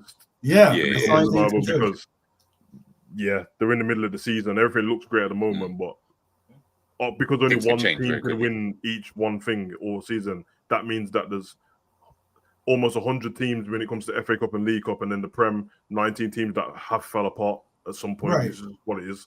So can't really come undeniable in that, bro. But trust me, if we win the trophies, everyone will be happy. And man, we might have one United day with all Liverpool fans, maybe. What are you saying, 12? You're gonna come down from come to England and that parade and that? Yeah. Well, I'm going to Ireland. I'm going to Dublin for Europa League. Oh, for the Europa League. Yeah. Come on. You people book the ticket. I know Klopp said that time, yo, book your ticket for next season. I'm still waiting for my refund. I'm still waiting for that refund, Klopp. If that's a lot of money. Yeah, boy. I need that money back, man. You know what happened then? Bear man just got their teeth done and hair transplant because fuck it. Yeah, of course. Yeah, of course. Big up honesty. I asked 12 man already. I'm assuming this is on a previous show. What's your guys' opinion on a certain part of the fan base saying we can only win the Prem if we ditch the Europa League? Otherwise, winning the league is impossible. Savage. One that. That's crazy, bro. That's crazy talk, bro. You can't guarantee any trophy, so ditching one, you cutting your nose off to spot your face there, bro. Well, if you ditch one and then you ditch one and then lose your Premier League game on the weekend. Like Arsenal, they tried to ditch the Europa League last season and not fucking up the league. Yeah, you can't even. Sometimes you can't even do it. I'm a bit boring, like when Klopp says certain things like, whatever game's next for me, that's the one I'm interested in, bro. That's your boy Hendo. That's your boy Hendo talk, actually. Henderson used to say that at almost every press conference, post press conference. My G, Yeah, that's your boy. Hendo shot incoming, bro. You know the vibes, bro. I actually got some nice kits as well, man. So I don't even blame you. It's too humid in there. It's too humid inside. You know what I mean? For Hendo. No, I just only said because Savage used to get on me because I used to say BBD is my captain before he was captain. Technically, this is what I'm saying, bro. More opinions than that, bro. There ain't no opinion on who's your captain. Virgil's the captain now, and he wasn't before. I got you. But Virgil has been captain. Virgil was captain. All I'm saying is he was captain. As your captain, had the Hendo chopping on Fortnite. If he has done, I ain't trying to hear it, bro. Big up Johnny B. Big up Johnny B. I'm not hearing this flipping Hendo shuffle nonsense. Is Klopp's use of rotating players a reason for a good season so far? Yeah. Yes, absolutely. I think so as well. I actually think that the rotation and the fact, at times, we have been generally forced, but he's never rotated like this ever. So maybe now he feels like this might be a way for him to kind of continue. Big up realism, Jared. Come on, guys, we need to check your spot check. I'm joking. Do you guys think KDB will be his usual self and bail City out when they need it in the second half? I'm gonna say I don't know, man. I don't feel like he's gonna. No, I think bailing him out's not fair because he's part of the team. Yeah. I feel like That's like saying he's Alisson not bailing. That's how is our goalkeeper. That's what he's meant to do. Like, so he's definitely gonna have an effect because he's come back already 2 assists and a goal, bro. It's one of them, isn't it? Bro, I don't think his fitness. It matters if he gets his fitness to the level that is necessary for him to be able to start and do a full 90. Are we going to really think that KDB is going to be like, that super sub or something like that? No. I mean, obviously the goal is to get him as a starter. Yeah. So is he going to be able to maintain that level and get that fitness, maintain that level for the rest of the year? That's the biggest question for KDB is just that's what the same thing happened with Gundogan, and then he started rotating him, and then you saw what happened. Because as you've seen, you only need, and it's not the be all and end all, but you only need him on the pitch for 10 minutes to cause a problem. Yeah. I'm not even going to talk about KDB, man, because that guy's some. Hopefully, then KDB says Bun City and it becomes a Liverpool red. How about that? Joins his boyhood. Hey, look, one season of KDB, I'm definitely here for Definitely here for that. Having KDB in your team, yeah, Trent, you don't have to do what you do, bro. Like, let this guy do what he does. Question: would you guys take only Jared Bowen or Somerville and Elise? So Jared Bowen, Somerville, and also getting yourself Elise, because he picks Somerville and Elise. It will I'm cost going around Bowen the and same. Elise, bro. Yeah, Okay. for real. I'm definitely not going Somerville. Yeah. Yeah, Somerville's no, still go improving. Bowen. He's a good little player in that, but it's early. In his Yeah, career. yeah. Is he But Dutch? Bowen. Yes. I think people are Dutch doing. heritage and it born in England. I think some people are doing Jared Bowen a disservice He's by great, not man. recognizing the fact that he's a very talented player.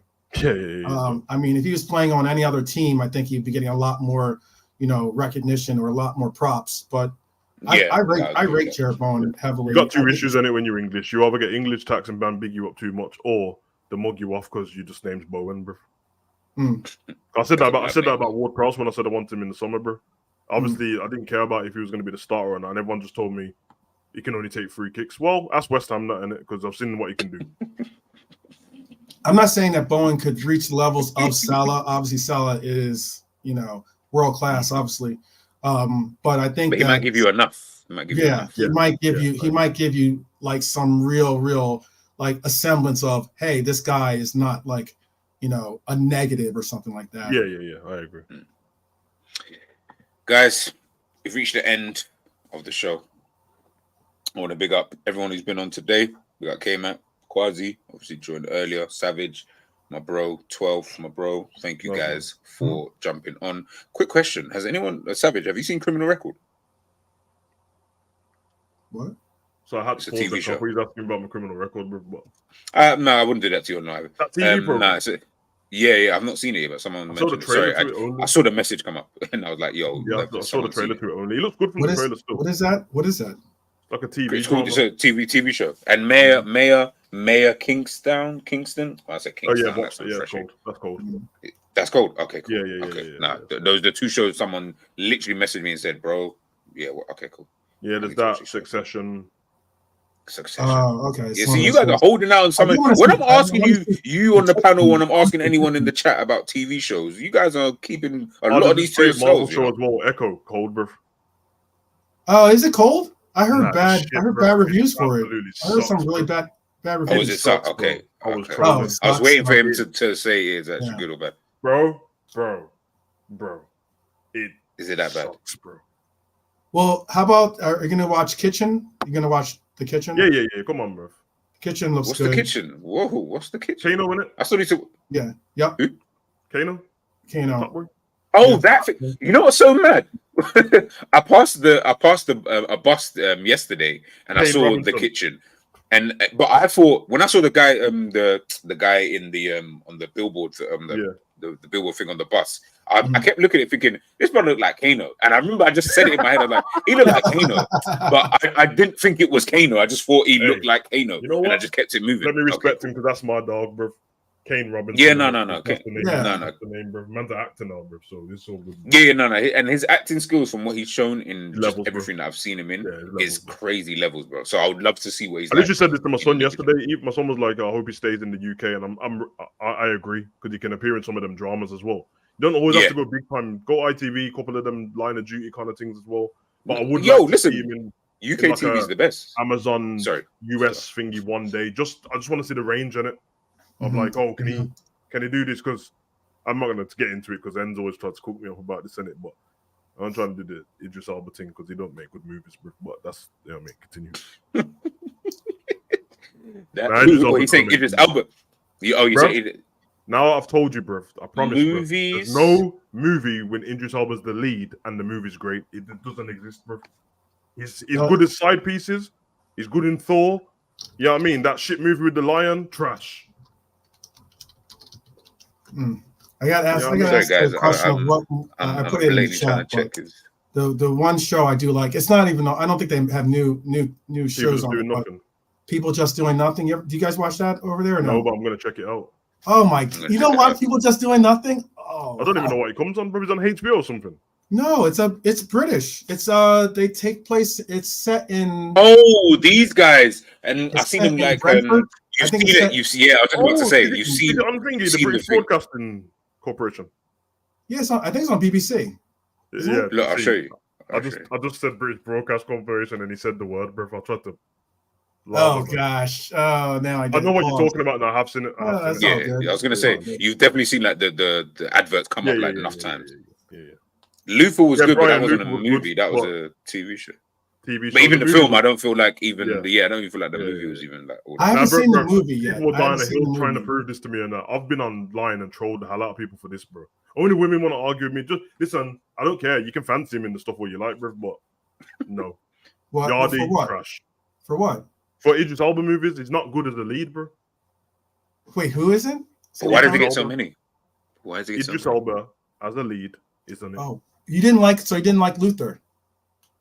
That's a But TV no, he program. means in a film. Yeah, he means in a film. Oh, in a film. In a film. Mm. Okay.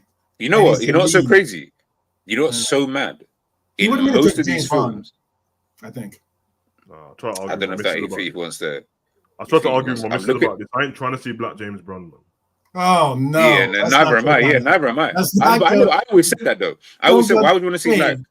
I don't want to see a black James Bond. Like this So what isn't you like telling me? Mermaid. I need to see a little black little So mermaid. he's gonna- Right. That's- So if this Savage, man- if Savage saw Rosa Parks on the bus, he would be like, "What are you doing?" I told you she's lazy, bro. She had weak ankles, bro. I'm not. Get it, What man. are you doing? Sit at the back. Like get up there. I respect her in that, innit? But no one interviewed her properly, bro, because she had weak ankles and she sat down, bro. Everyone, she didn't do it for like anyway.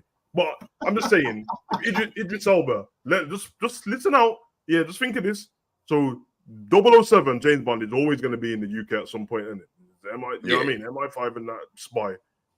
So this guy, this big black dude, is going to speed past down in street and that in an Aston Martin, and man ain't going to stop him, bro. What? Bro, he can't be no Sometimes you have to. Sometimes you know what's crazy? Yeah, I'm looking at all the like I'm on. I literally just typed it in, and if you type Idris Elba movies, and it goes through obviously all the movies he's obviously been in. Most of them from IMDb are rated kind of low. Like, of course they are, bro. This man, I watched the lion tear his tricep off, and then he woke up with his tricep. I don't know, bro. It's Yeah, Luther was even rated 6. You lot go watch Finger, Luther bro. was good, man. I liked Luther. Luther's cold. I thought Luther If you was want to good. see someone's acting range, watch them movies where there's not too much going on in the background, and it's a lot of dialogue and stuff like that. Go watch Mountain Between Us with him and Kate Winslet, bro. See if you enjoy that movie, because that's the most movie. Yeah. Man, bro, I can't even tell you the plot of that movie, and I've watched it. The plane ran out of fuel. They were in a jungle or whatever. They chopped, and then they woke up in the hospital. It was over. He was good. That's all I know from the movie. You know what? He was in Suicide Squad. He was good in Suicide Squad. Not main character. Nah. He was one of the main characters in Suicide Squad. As in Suicide Squad, I remember even thinking to myself, I almost feel like you're almost out of place in this film. Like I don't feel like I needed you. Is it Deadshot? I think it's Deadshot. Because that's. And I mean, yeah, I know you're talking all movies, this television series, but yeah, I liked him in. I mean, he's in The Wire too. Look, any guy, he was in The Wire, TV shows, and I didn't even know he was English. Most people didn't know he was English. I thought he was from Baltimore or something. Yeah, probably. proving my point though, because everyone keeps mentioning Luther and The Wire, bro. TV shows, bro. When he's TV shows, yeah. Because even in Hobbs and Shaw, I liked him as the villain. Cold. Look at me, I'm the Black Superman. I thought he was cold, bro. Not the main character, bro. But when he does make one, I will come out and say, like, this was great. I liked him in Mandela, innit? But still, not the best. He was an American Gangster, too. He was decent. He got killed quick, though. Yeah. But when Denzel's in the movie, just sit back in it. Just relax on it. I think anything else he was in that. I know. What? Next James Bond will be a black non-binary. He she nonsense, and the villain will be. I personally think that script writers and TV writers are getting lazy, and I think the fact that there's been so much call for him to be James Bond for so long. He's English, he's cool and all that. But again, I'm just like, bro, the character, yes, he changes all the time. Like Pierce Brosnan's not Daniel Craig, but his heritage is Scottish and Swiss. But, come on, man. Yeah, I didn't even really feel Daniel Craig like that. What you're missing out on is this. His role, he didn't have a main role in Rock and Roller. I don't know if you're into. I love Rock and Roller. He was in Rock and Roller. But Yeah, also he was in 28 Days Later too. 28 Days Later he was good. Was a good. And he was a main character. He was a main character in 28 Days Later. He was good in. No, I watched it, but would I say he was? The thing is now, it's only because Savage just said it here. It's just making That's me a go movie back and too. think It about is a movie. all of the all films. I'm saying like. is, bro, I didn't say he was shitting all of them. I'm just saying. Okay. No, I know it's Okay. Let's put it this way: there's definitely more bad movies than good movies. I'll tell you, because when I think about it, sometimes I won't ever go on. Sometimes like if you've got like a favorite actor, so let's just use Denzel as an example. You might just type his name in just to go through what films he's been for, whatever you might want to watch or haven't seen, whatever. I used to do it with Jason Statham a lot, because I like his type of films, so I always want to watch anything that he's in. I've never ever done that for ages. Oh my days! As in, I'm literally it's on the thing now. I'm gonna watch it. Like I heard it's solid. Yeah. Oh wait, hold on. You know what movie he was good in? The one where he plays the warlord. The Dark Tower. No. Beast of a Nation. Yeah, that's what I said. Just Beast of a Nation. Oh, you said that one? I didn't hear you say that. Yeah, he's decent in that. I thought he was excellent in that, man. He's decent in that and Mandela. He was excellent in that. Again, even Beast of a Nation, I don't even feel like he was that good. But because of the story of the film itself, I feel like that was Oscar worthy, as opposed to him being Oscar worthy. You know who's cold, bro? Because of the story. Scouse Donny, bro. Stephen Graham. That's a bad boy actor, bro. You know who I'm talking about? He's the Scouse Donny in everything, bro. And he does it's Stephen Graham, bro. He's cold, bro. Oh my days, this brother is the sickest. Thank you, Savage. I just typed in his face. This brother plays a range of films, bro. Stephen Graham. He's in Untouchables. He's in a movie. He's in Gangs of New York with Leonardo over here. Then he's Bodies that just come out recently, bro. Then he popped up in Peaky Blinders, bro. The geezer's so cold, bro. Bro, his range of when he types in Prometheus too, by the way. Bro. Stephen Graham's cold, bro. He can do everything, bro. Nah. Oh no, I meant Idris Elba was in Prometheus. Oh, Prometheus. Pacific Rim and them kind of. No, Pacific Rim. That's a different story, man. Come on. That's shit, man. That was actually shit. Guys, let me even wrap up here because I need to go eat some food, but we can obviously chat in the back. Please, guys, in the chat, thank each and every single one of you. It's now 2 hours and 50 minutes. You guys have been rocking with us from the beginning. Make sure you heading on over to Savage Talks. Make sure you subscribe. Make sure you're over there and you're doing your things. Make sure you head on to Liverpool 12th. Make sure you guys subscribe to the channels. I've got both of them up here. Yeah. So, guys, please make sure you hit that subscribe button for both of these guys. You've probably already done so. But if you haven't, don't be fucking bozos. Just make sure you do it. Make sure you holler at K-Mac. Make sure you holler at Quasi as well. Big up those guys for jumping in. Okay, I'm gonna ask this last question. I'm assuming he meant I Am Legend to be as iconic as the one. It's gonna be Michael B. Jordan, and I'm gonna want to kick him in the face the whole movie, bro. That's another guy, bro. There's movies that he's done that I like him in, like Creed and that. But this guy, in most of his movies, he don't even talk most of the time, bro. Bro, he barely even says anything. Isn't the sequel to I Am Legend with Jada Pinkett? Isn't she? Now, so basically, I saw Will Smith talk about it because I've got the DVD. It's got both. I'm joking. There's two ends to it, innit? No, I'm joking. Yeah. I know what you meant by the joke. The theatrical version won't come out of cinemas. Obviously, he dies at the end. Then he takes the grenade and runs headfirst into the zombie thing. Yeah. And then the other one, he survives and then he goes to that camp. Yeah, that's the one I've been seeing hints of. Yeah. And then when I heard Will Smith speak the other day, he said that when they make I Am Legend 2, he's going to go off the other version. I'm like, you're going to go off the other version when half of the world's in the first version anyway. Yeah, that's what I'm saying. I mean, you died in the first version. Sam, you see Sam the dog, he didn't die for this, bro. Allow it. Real talk. This dog didn't fucking die, bro. Don't do that. I didn't just sit here and almost come to tears watching you fucking have to end this dog's life. Yeah, man, I have to watch you go out there and talk to Fred. What you doing out here, Fred? I had to watch all of that. Bro. Now you want to make another one, bro. Bro, sometimes I feel like it's almost like, and I'm not saying these films are shit, but it's almost like when I think about like Bad Boys, I'm like, at some point I kind of need to stop making the film. There's another one coming out, isn't it? Yeah, they've already I made don't it. need to Like see Bad that. Boys 4. I feel like this ain't like Beverly Hills Cops, like when Eddie Murphy was just doing a whole run of them. Like this ain't that type of thing. Like I don't need you to continue. You're so old now, and we've literally watched you in every film. This ain't Harry Potter, bro.